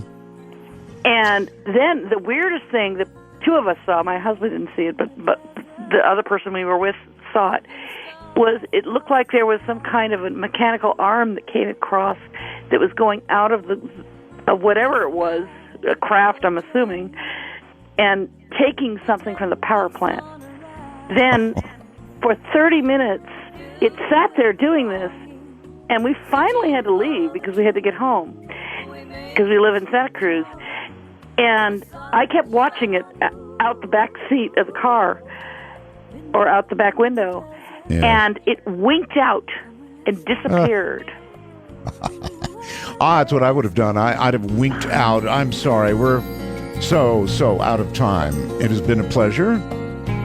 Very interesting Jeremy Meador story early on. Make of that what you will, and fascinating open lines. It's been my pleasure, and we'll see you tomorrow night. Have a great night, everybody. From the high desert, the great American Southwest, Dark Matter says good night.